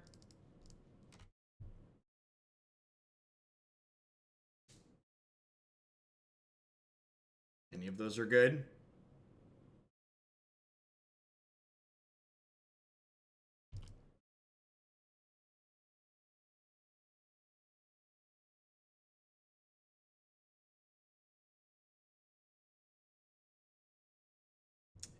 Sweet.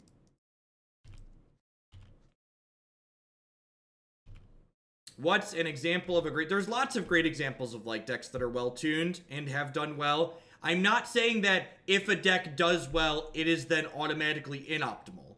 What I am saying is because a deck did well doesn't automatically mean every decision it makes is automatically good. Both those things can be true. Doing well doesn't mean it's great, and being great doesn't mean it's going to do well.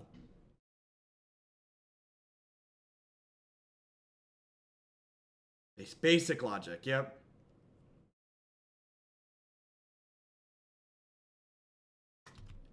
What's an EDF deck? Elder Deep Fiend. Squid Mama at her finest. Just gonna cast this. Just looking to be resource efficient here. Spend my mana every turn.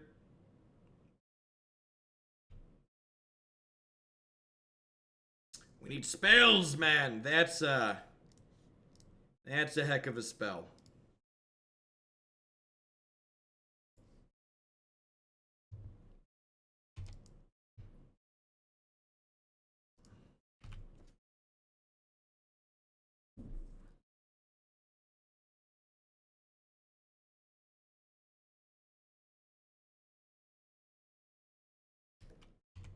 Is EDF a donation deck list? Or continuing to improve on the archetype? What archetype? What am I improving on? There's an EDF archetype I can improve on.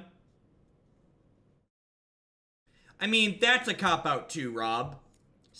Both saying Magic is devoid of variance and saying Magic is all variance is dishonest.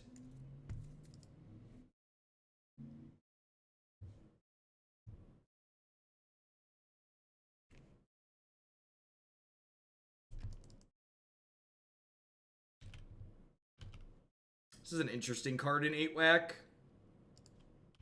I wonder if they're really 8-Whack. It's a really weird card in the main deck of their Goblin Chieftain deck.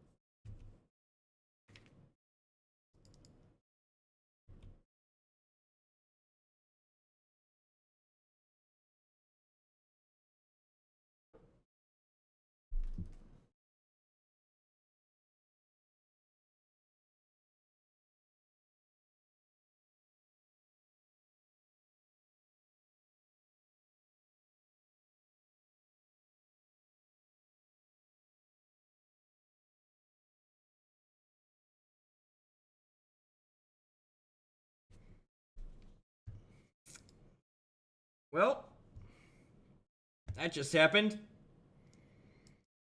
I guess we'll board this in, and a couple of Dismembers and a couple of Spellskites. Cut a couple of Thoughtseizes, and we'll cut a couple of Vendilion Cliques and a Cryptic Command, and we'll click submit. We'll hope for better this time around.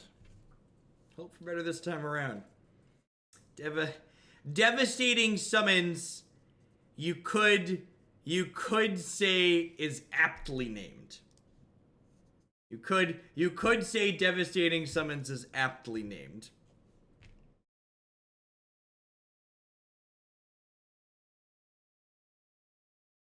Yeah, I think the Tasigur attack on turn 5 or whatever it was too early. I think I was too aggressive and we ultimately got punished for it. Sometimes they wanted a lot more than you. Nah, I think scrying Mana Leak to the bottom was fine. I wouldn't have hit Fatal Pushes and be able to turn the point at the way I turned at if we hadn't played that the way I did.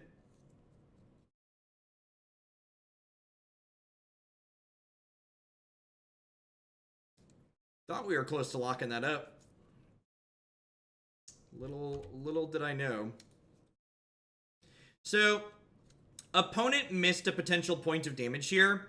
If they attack with the Legion Loyalist before playing their spell, I probably wouldn't block, just because I really don't want to lose my Thing in the Ice to a Lightning Bolt.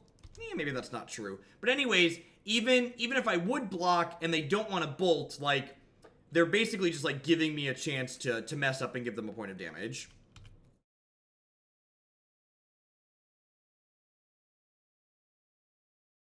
Yeah, you missed being able to count. Being able to count was what you missed.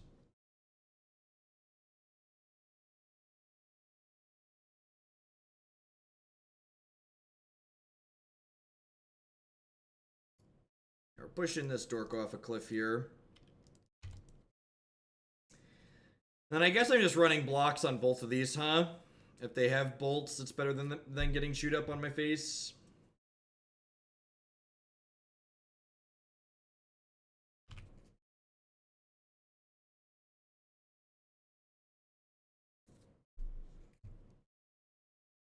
That's a great draw.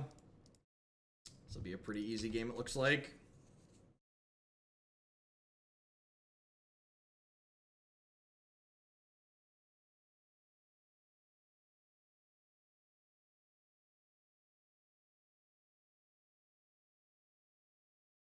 Yeah, there's been a lot of back and forth here.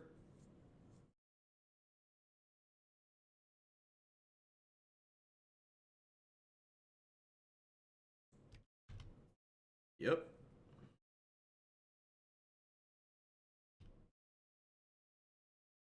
Yep.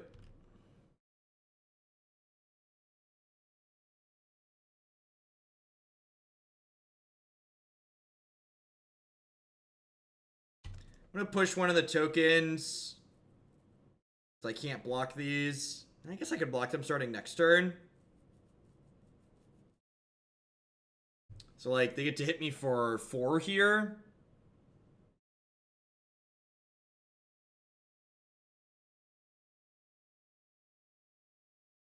Snapcaster Mage. It's exciting. It's exciting.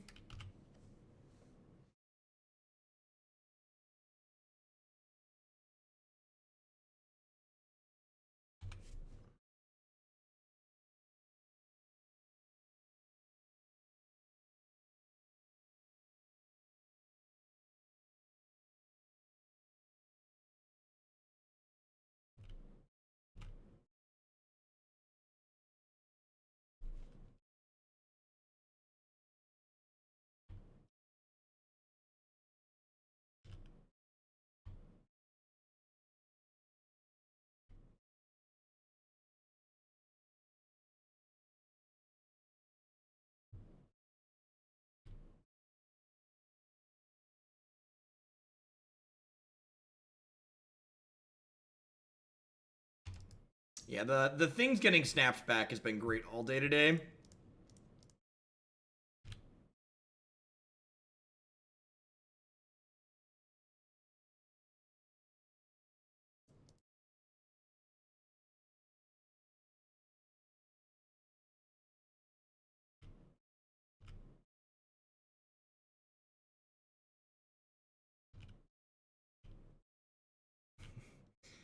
Awoken Horror Tron assembled.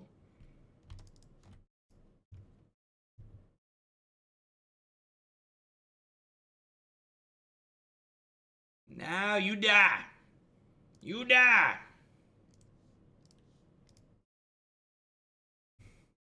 Push target snap. Flip the last one.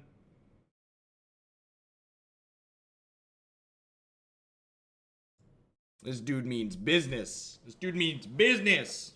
Is this the reddest blue-black deck ever, or what? It's gotta be up there for reddest blue-black deck ever, right? Feels like it. Alright, I'm Try and win one on the draw here. Not having a fourth Collective Brutality in our 75 feels a little loose. Feels a little loose. Yeah, that was a fitting end to game 2 after what happened game 1.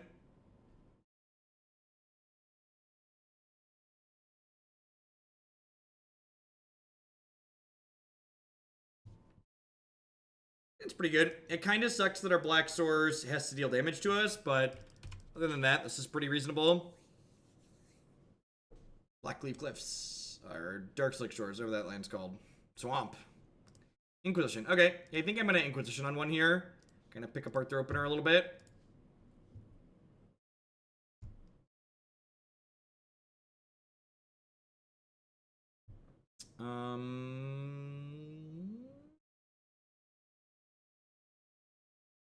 Take a Goblin, I guess.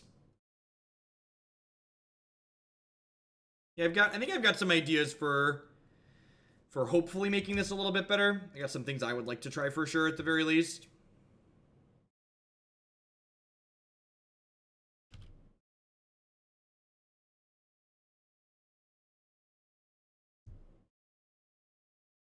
So, do I want to play Spellskite here? Or do I want to just cast down? I think I want to just cast down. We're playing Modern all day. We basically only play Modern on this stream. 30 hours a week, 40 hours a week, however many hours I'm here, we play Modern. Because if they want to trade a Goblin Grenade and a Goblin for my Spellskite, I think that's a win for me. I think I am okay with that exchange. I'm basically turning my Spellskite into a 2-for-1. In aggressive matches like this, you basically want to think about every resource you play out and like, how am I converting this resource into points of health in this matchup? And I think converting my Spellskite into 2 cards and 5 points of health is a worthwhile exchange.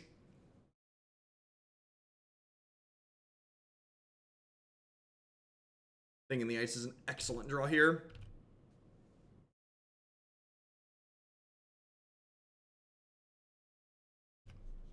I'm gonna go ahead and block here. And get this Eats a Bolt, I'm also okay with that.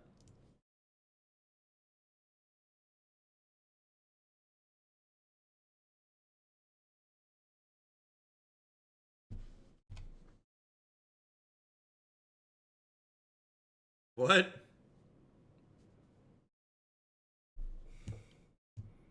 That's cute. They bolted me to see if they could. They could get a freebie, basically. Right, if they don't draw a 4th land here, and they like play into this Mana Leak, it would be great. Do you think free mana would be better than Mana Leak since we have a lot of discard effects? I don't think so. Maybe that's true, because it makes your discard spells better. Gosh, I didn't think about it from that access. Thing in the Ice is really good with the discard spells, too. I could definitely see that being the case. Definitely see that being the case.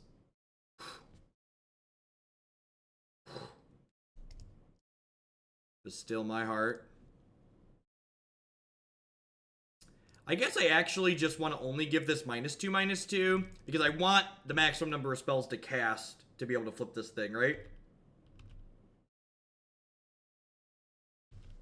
Yeah, that's interesting. That's something I would want to test. Like Mana Leak's not bad, but like Remand would be really bad in like this matchup specifically, right?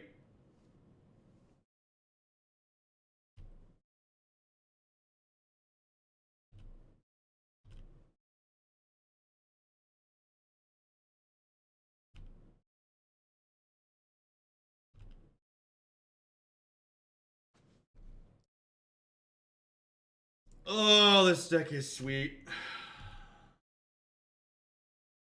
We have Delve threats in the deck too, which is pretty decent. Do you test weird deck / edits after hours? No, basically all of the Magic that I play is played on stream. I like work on deck ideas like that people send me. So like, for instance, if you look at the donation queue right now, there's a Brew and EDF deck and a Brew 4X Gideon Outlives into card deck. I'll spend time off stream building those decks, but I don't spend time actually playing Magic off stream.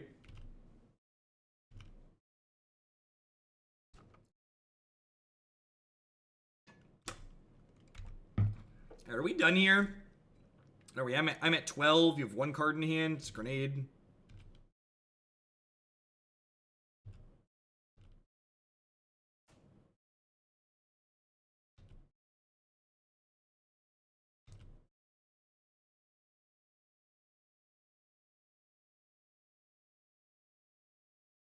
And they're dead.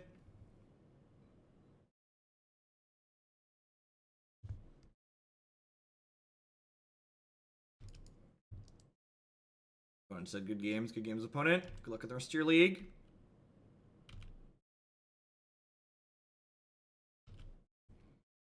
You know, print fetchable creature lands. I don't think we're ever going to see fetchable duels again. I think that's something that's Design Space they'll probably stay away from. I guess that's not true. We've had 2 sets of... I'm a liar. We had the cycle duels were fetchable and the battle lands or hand lands or whatever they're called. Will this list be available on my website? It'll be available on my YouTube channel. So the way my website works is the website isn't a list of every single deck we've ever played before. The website is, these are decks we've played more than once that I have a reasonable grasp on what they're doing and know that they're pretty reasonable. Like, there's likely something here, but 5 matches definitely isn't enough for me to really know that. So, like, if someone donates for me to play this archetype again with my changes, and if the changes feel good and it feels good again in a second league, then I would probably add it to my website. But everything that's on the website has a minimum of 2 leagues in the playlist for it. That's the floor. Dryad Harbor is a fetchable creature land. You are technically correct, which one could argue is the best kind of correct.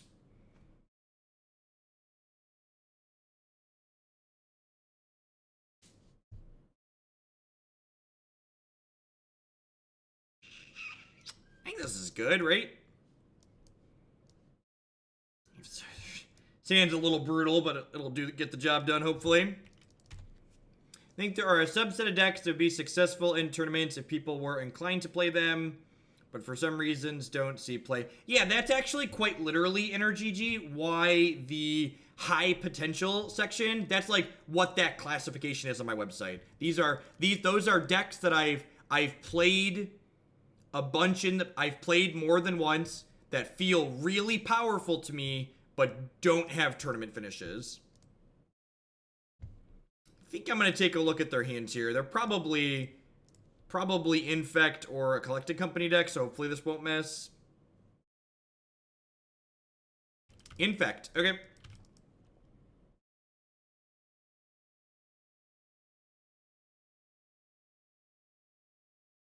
Let's take Blossoming Defense here.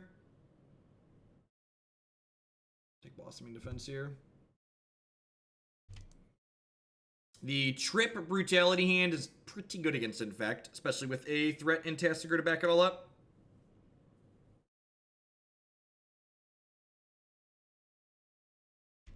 Revoker did something, right?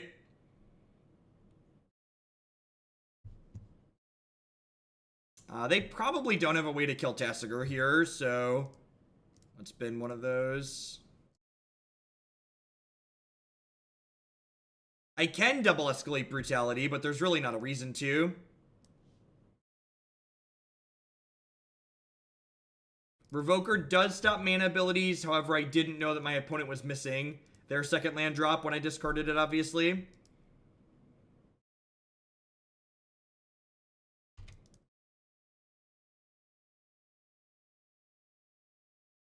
So they have Become Immense as the last card in their hand. So they're actually one short of delving this out, right? So I get to like kick them in the gut one more time here.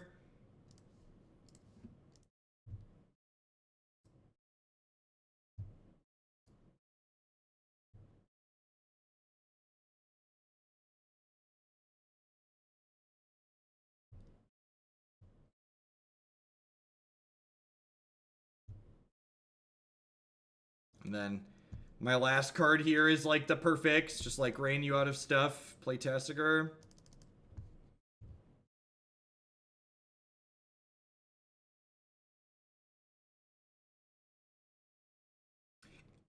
Actually, I think I'll get Collective Brutality back, if anything. I don't think we're pretty much GG's. Like, they could easily run threats into pump spells here. I think we have higher on average quality top decks than they do. Like, we're definitely ahead, but like, is this game completely over? I don't think so.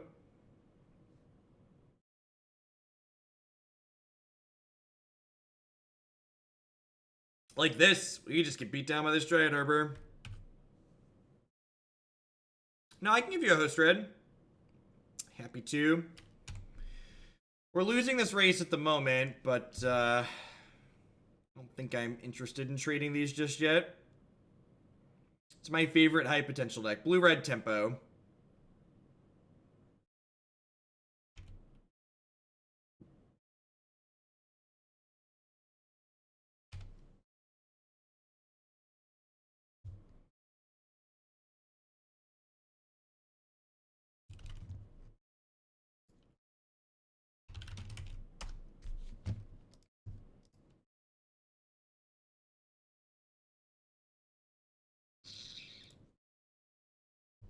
Might be a little aggressive, but I like bottoming the land there.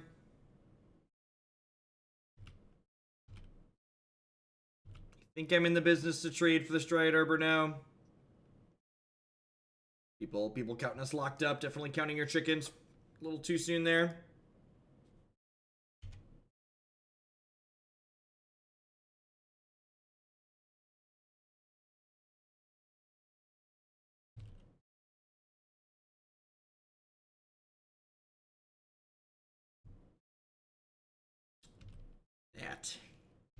That's a pretty good one. That's a pretty good one.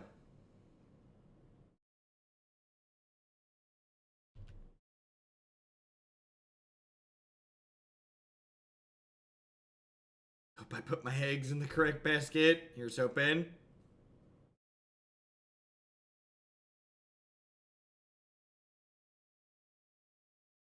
Well, so the problem here is Rancor comes back to their hand. So I want to be able to Field of Ruin after their Exalted triggers happen.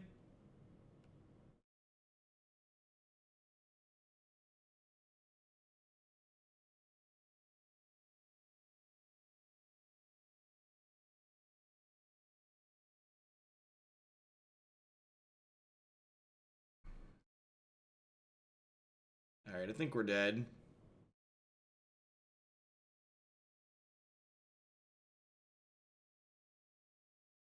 Yeah. We're dead no matter how that got sliced. And again, this game is just a pretty textbook example of why you know, disruption without a clock isn't good. You need to actually kill your opponent. You can't just sit there and dick around while they get to reassemble.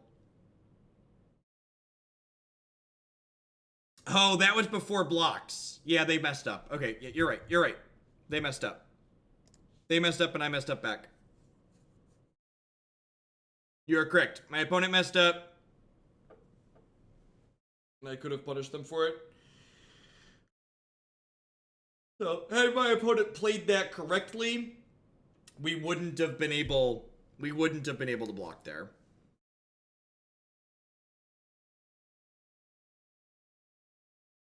Revoker can turn off mana from it's probably worse than the extra Echoing Truth, honestly. Can turn off mana from Noble Hierarch, technically. Punch here. Thank you, Mr. Tasty.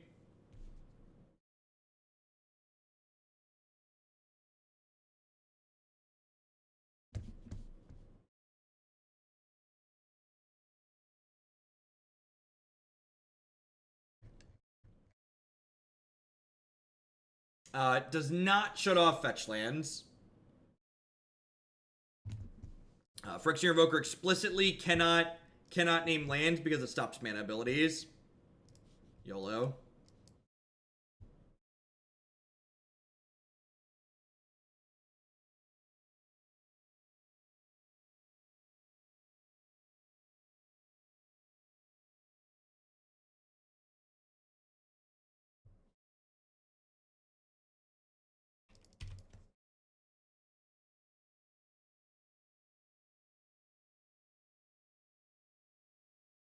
You're more annoyed by the loss than the 4 wins. Nope.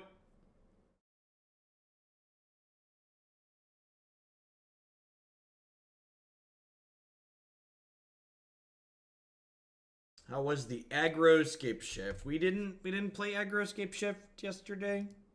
I'm not sure which deck you're referring to.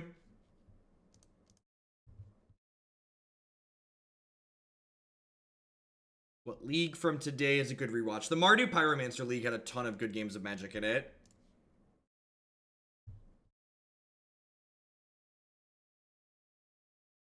Yoink.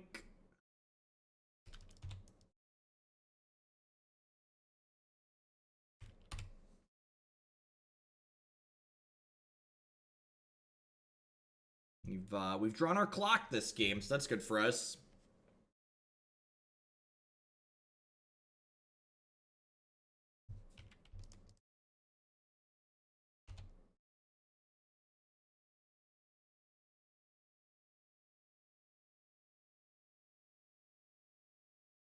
Did your Dismember? Oh, that's brutal.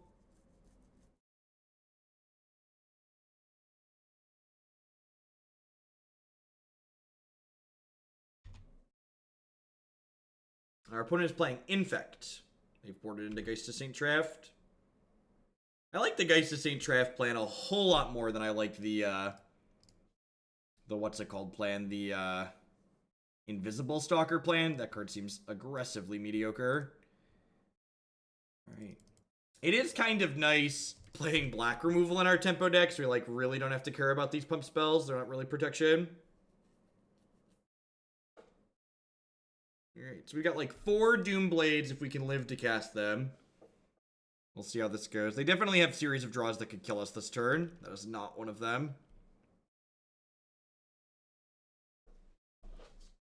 So if they attack with just one thing here, I'll probably just Fatal Push it.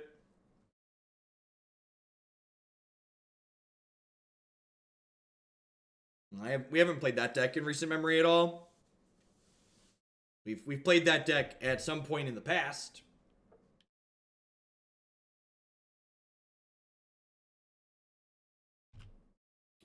My chat doesn't allow nonsense in RGG. When people talk here, they talk because they've got something meaningful to say. When people like to talk about large chats being unmanageable, what they mean is chats without moderation are unmanageable.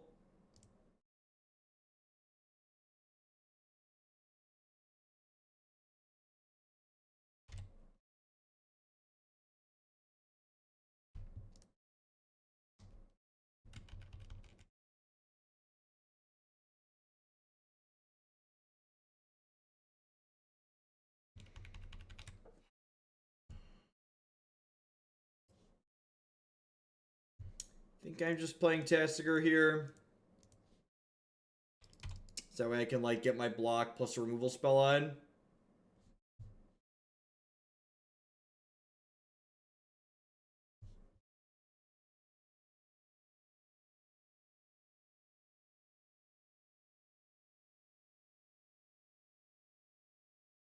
They've played weird? In what way?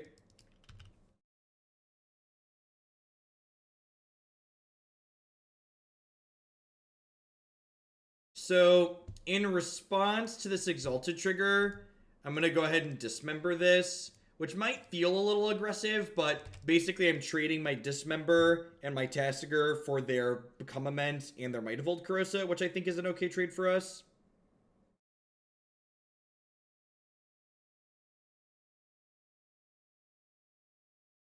So, Might of Old Corrosa gives +4/+4 if it's played during a main phase.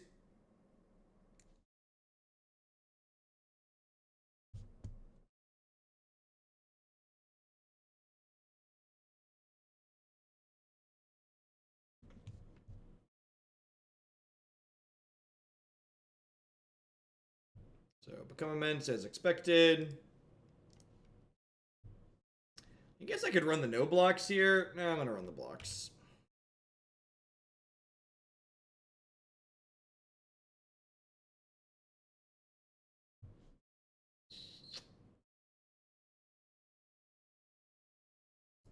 Alright, so with no cards in hand, they can't kill us this turn, so I can play Thing in the Ice and, like, no blocks without worrying about dying.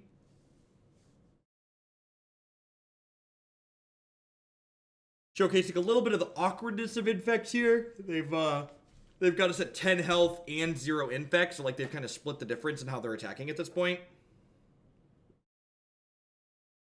And, like, if they burn a pump spell here, we've got a bunch of Infect, but then, like, you know, we could just, like, kill their thing. And they're up a creek without a paddle.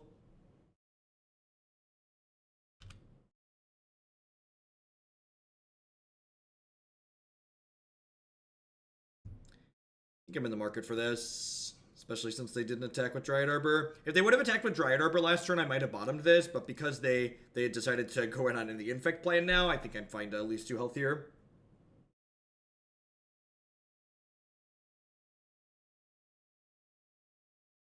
Sure. So we die to exactly become immense off the top next turn, but I think I'm still going to run the no blocks here.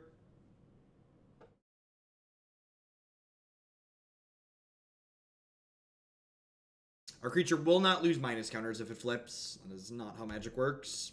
It's still the same instance of the same card. Retains enchantments as well.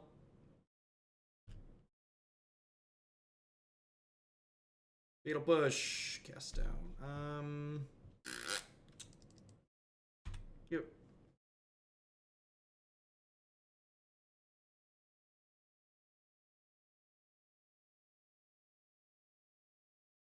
So, if they attack with the elf here, we'll just take 3. If they try to kill us...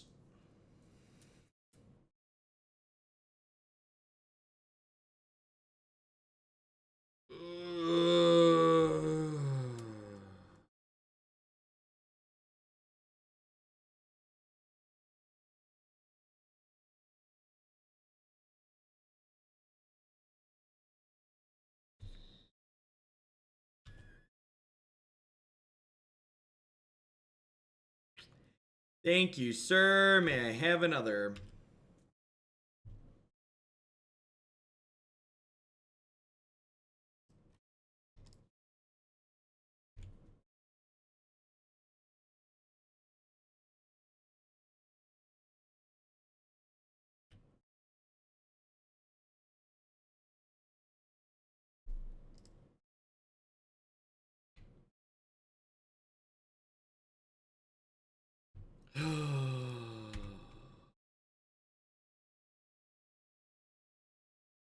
Why not kill Elf main phase? Because I have multiple removal spells, and the Elf is not lethal next turn, and I'm basically at the same health total as I am Infect total, so if they draw a pump spell that's going to kill me on the Elf, it's also going to kill me on the Dryad Arbor, so I'd rather hold up removal to respond to a pump spell with, rather than give them the opportunity to kill me.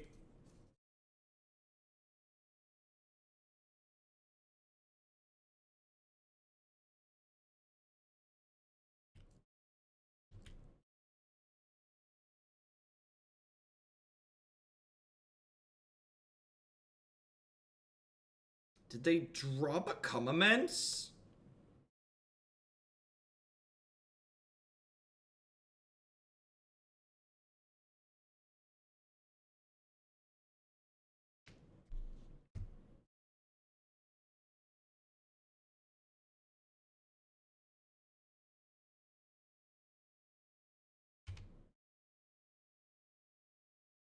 Untapped land.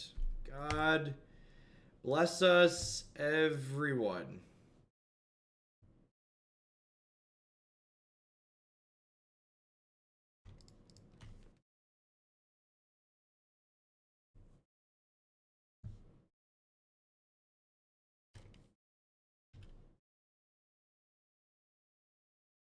Just do this now before we die by mistake.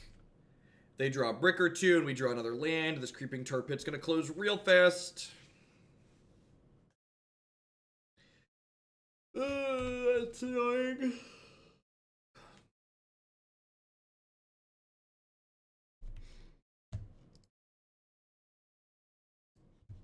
I'm gonna play Phyrexian Revoker here.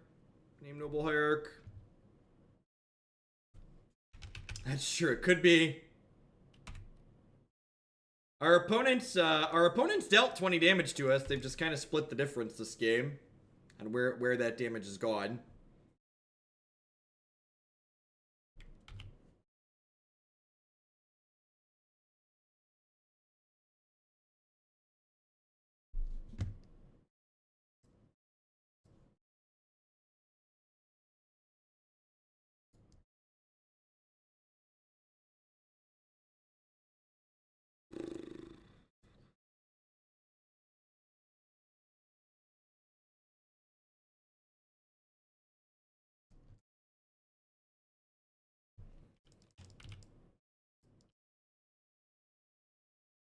You all need to play worse decks. Ain't that the truth, Burgle?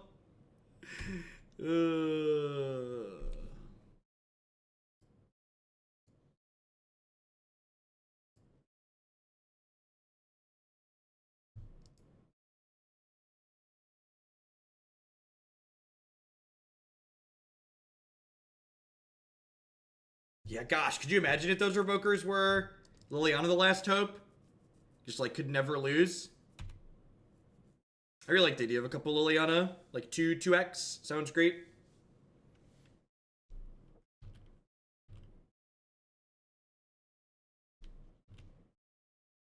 Would like to block.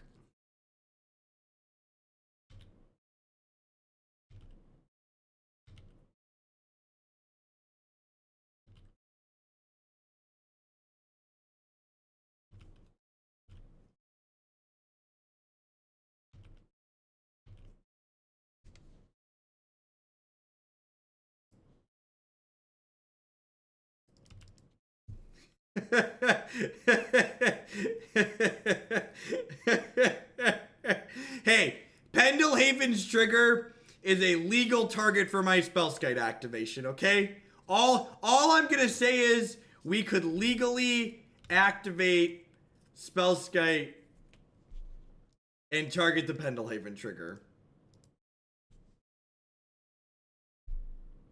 I didn't activate the Spellskite because I didn't play the Spellskite because I want to trade my Creeping Turpit for this Glistener Elf.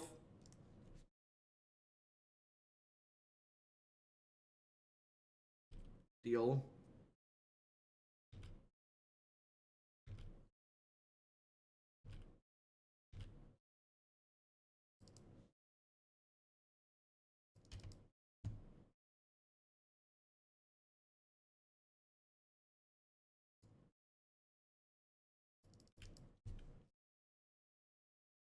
This is such an incredibly mediocre. I wrote, right? I am so incredibly sad that our thing in the ice got twisted image the turn before it was gonna do a thing. Just like so unbelievably sad that that is what happened to us.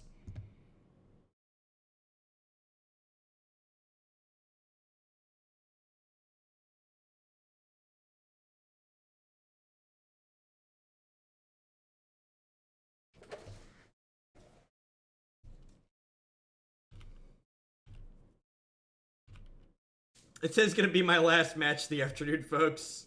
If we win this game, we've got a game 3 still. And then we're gonna do a wrap-up segment. I think I've got some good ideas. The core of this deck is sweet. Discard spells and thing is really powerful. I'm surprised this hasn't come across my desk before.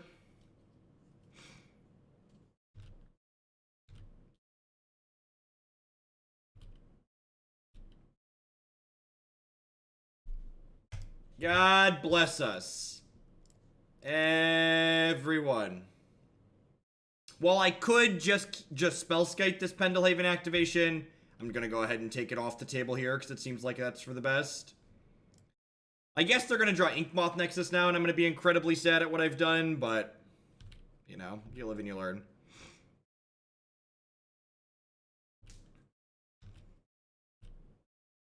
What if they find the Pendelhaven? Ain't that the real questions? Ugh.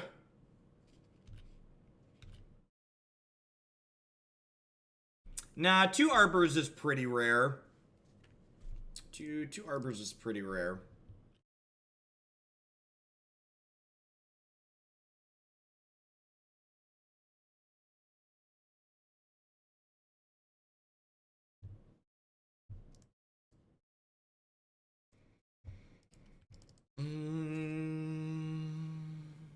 Correct. Spellskite is not a legal target for Pendelhaven's activation because it is a 0/4 and not a 1/1.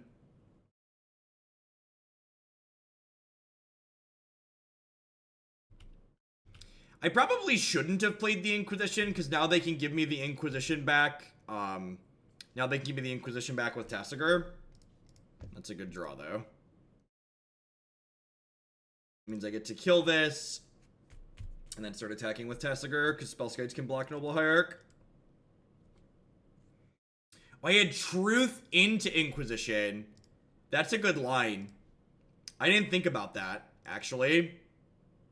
Thank you for pointing that out. Yeah, that's sweet. Actually, I should have done that.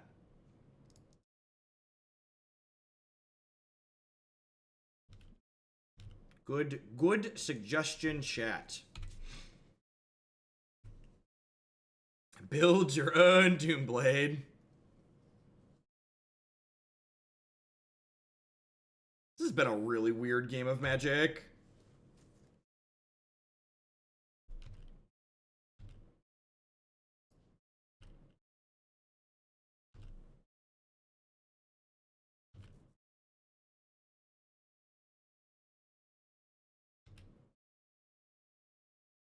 To win game 3 on the draw here, which hopefully will be possible.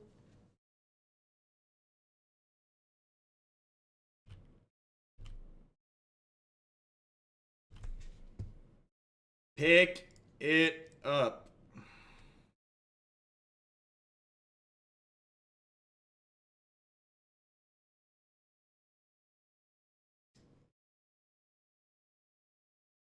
Alright, am I happy with how I sideboarded?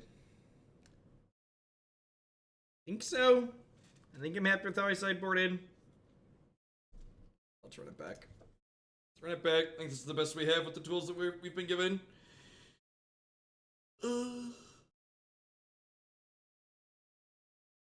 Definitely scrapped that one out.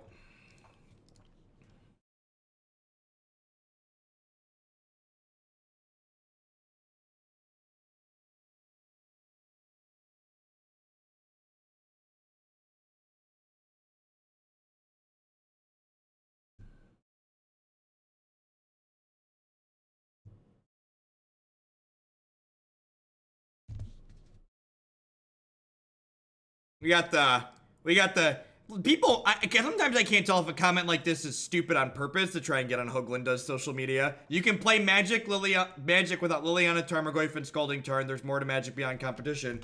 Weird. Where did I say that you have to be playing those specific cards to be playing Magic? Weird. Almost like I didn't. Yeah, I got it. There's an H. That's why most important part of Hoaglanda's social media. Read it back.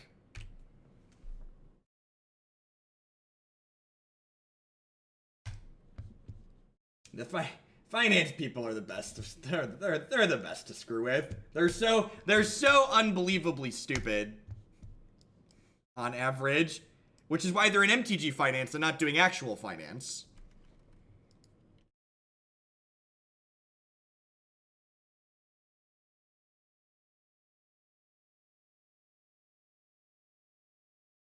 Chat's got my back.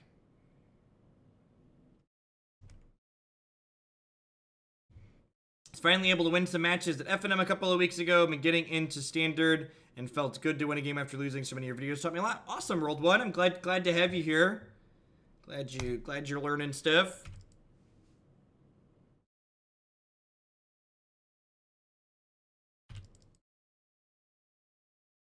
But nowhere did I say casual wasn't a format. That's not something I said.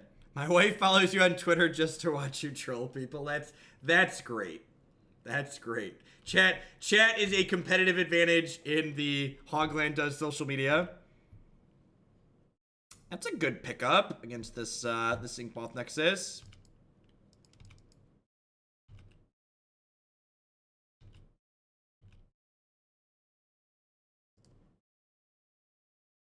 So let's not talk about Voldemort here. Please and thank you.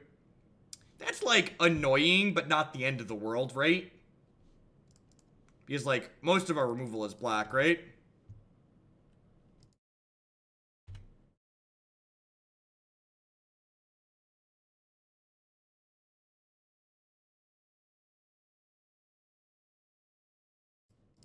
If we were red, that would be really bad. As someone who's played a lot of decks that have lost to Infect on the back of Wild Defiance, it feels good for that to not be the case at the moment.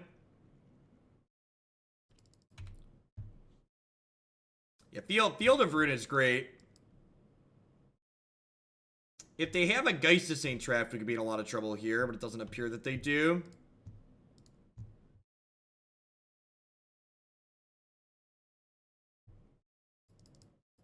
They're all people in their own little finance world, okay?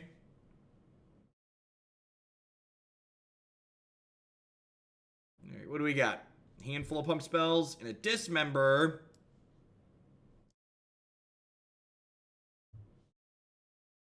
I'm gonna grab a Swamp here and draw step Clique, I think.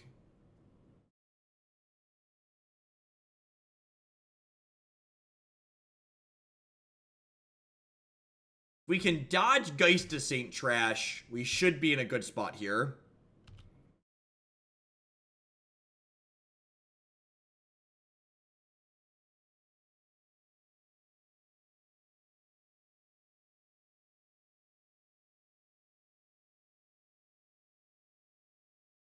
I forgot about Dryad Arbor, chat. I forgot about Dryad Arbor. None of their stuff gives trample though, right? So I get to flash in Snapcaster Mage here, block, flashback opt. So unless they draw Rancor, we should be okay.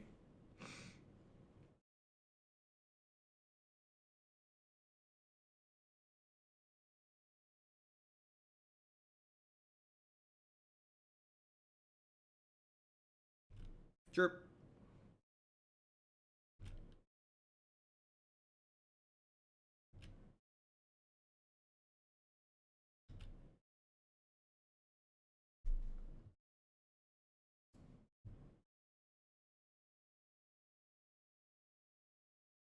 I don't believe they have any instant speed trample stuff.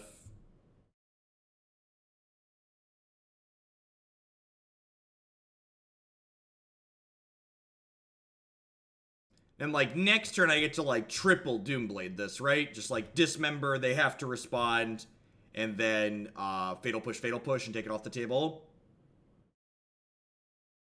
Your Noble Hierarch, that's annoying. I guess I can kill both of these though, right? Oh, I forgot to opt! Oh, chat! That's gonna cost us. Oh, that's a pretty big mistake.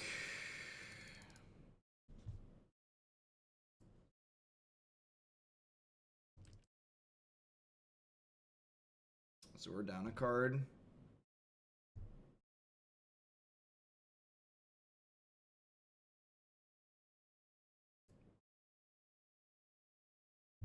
We're still in an okay spot. If they draw well, we could lose.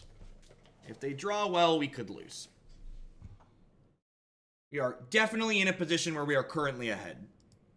But that could change very quickly.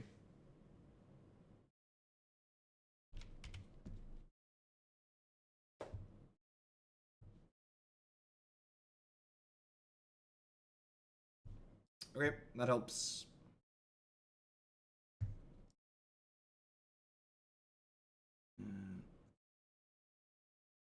Leave Snap Fatal Push in here. We'll draw step Click. Wild Defiance is kind of weird for them to have in against us, right?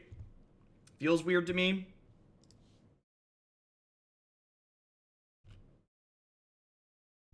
Keep on.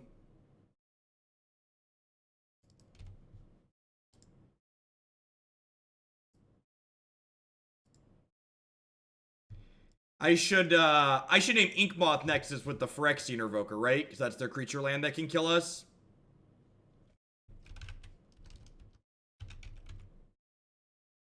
Name Inkmoth Nexus.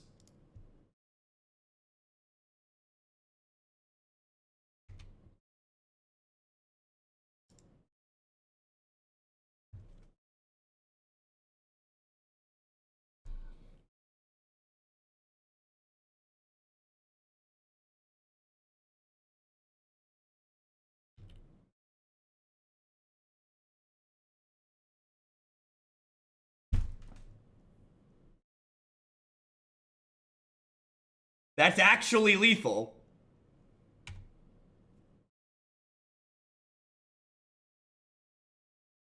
Man, that's unreal. Man, that's unreal. Man, what a tilt. So the resource we ended up being down from... The resource that we ended up being down from... Not flashing back the opt cost me this game. Wild Defiance, chat. They have a Snapcaster. They just give me Snapcaster back and we die. Or Inquisition or Thing in the Ice or any of them.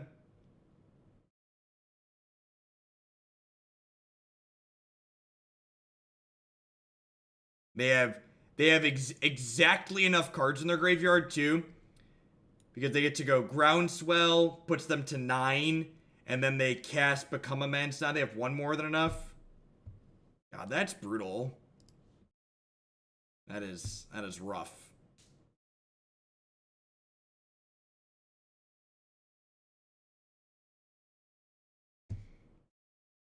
Yeah, and if I missed casting an opt at the end of their turn. We were doing other stuff and I missed it. That being said, and again, like, that is why whenever somebody brings up like what was the result of the league, like the actual number of matches we won and lost ultimately isn't really like what makes me feel like this deck was good or this deck was worth exploring or this deck was bad or we should try this again or not. Like there's a lot more that goes into it. Like the details of what happened during the league are ultimately the most important part. I can't believe I've never played Thing in the Ice alongside one-man discard spells before. Like these, it's just like, you know, this is peanut butter and this is chocolate, and like these are both great things that are being done in other places in Modern, and I've never seen them mixed up together to get all that juicy goodness into one place. I don't know why there's Phyrexian Revokers in this deck, other than the person that submitted it typed horror into their Gatherer search and was like, Phyrexian Revoker is a playable horror. There should definitely be another Snapcaster Mage in this deck. The lack of 4 Snapcaster Mages is silly. There should definitely be some amount of Thought Scours in here. I'm going to cut at least one land to make that happen. Thought Scour is another good cantrip for flipping Thing in the Ice quickly. It also synergizes with our Tasigur. No, I don't think this is a Delver deck. Delver is pretty bad with Thing in the Ice. With Tasigur, you have like more timing on how you can kind of control when you're playing the Tasigur, but Delver, you want to play early, and Thing, you want to play early. So, I don't know if Clique is necessarily the extra threat that I want. We talked about, you know, possibly playing something like Liliana the Last Hope to increase threat density, but yeah, the details are something I would have to put some more fuller thought into off stream. Delver is a human insect, not an insect horror. So I think something close to this is probably worth exploring. Again, just like this core of 6 to 7 discard spells and things seems reasonable. That's gonna be it for me for today, folks. I've been going for a little over 8 hours here, so I will catch all y'all around later. Thanks for support. Pretty awesome. We got almost 1,300 people here this evening. There is Moto downtime for 9 hours for whatever reason scheduled tomorrow, so I won't be able to stream tomorrow during my normal slot. I might pop on for one league if it's back up by like noon, but I have to be done by 3 tomorrow as usual. I will definitely be back on Thursday, and then Friday we're going to be doing a long stream to celebrate hitting 2,000 subscriber points. So that's awesome. That's far more than I ever thought a Magic stream could ever have. Thanks everybody for the support. I think Rad said he was streaming. See if he's up. Otherwise we'll give someone else a host.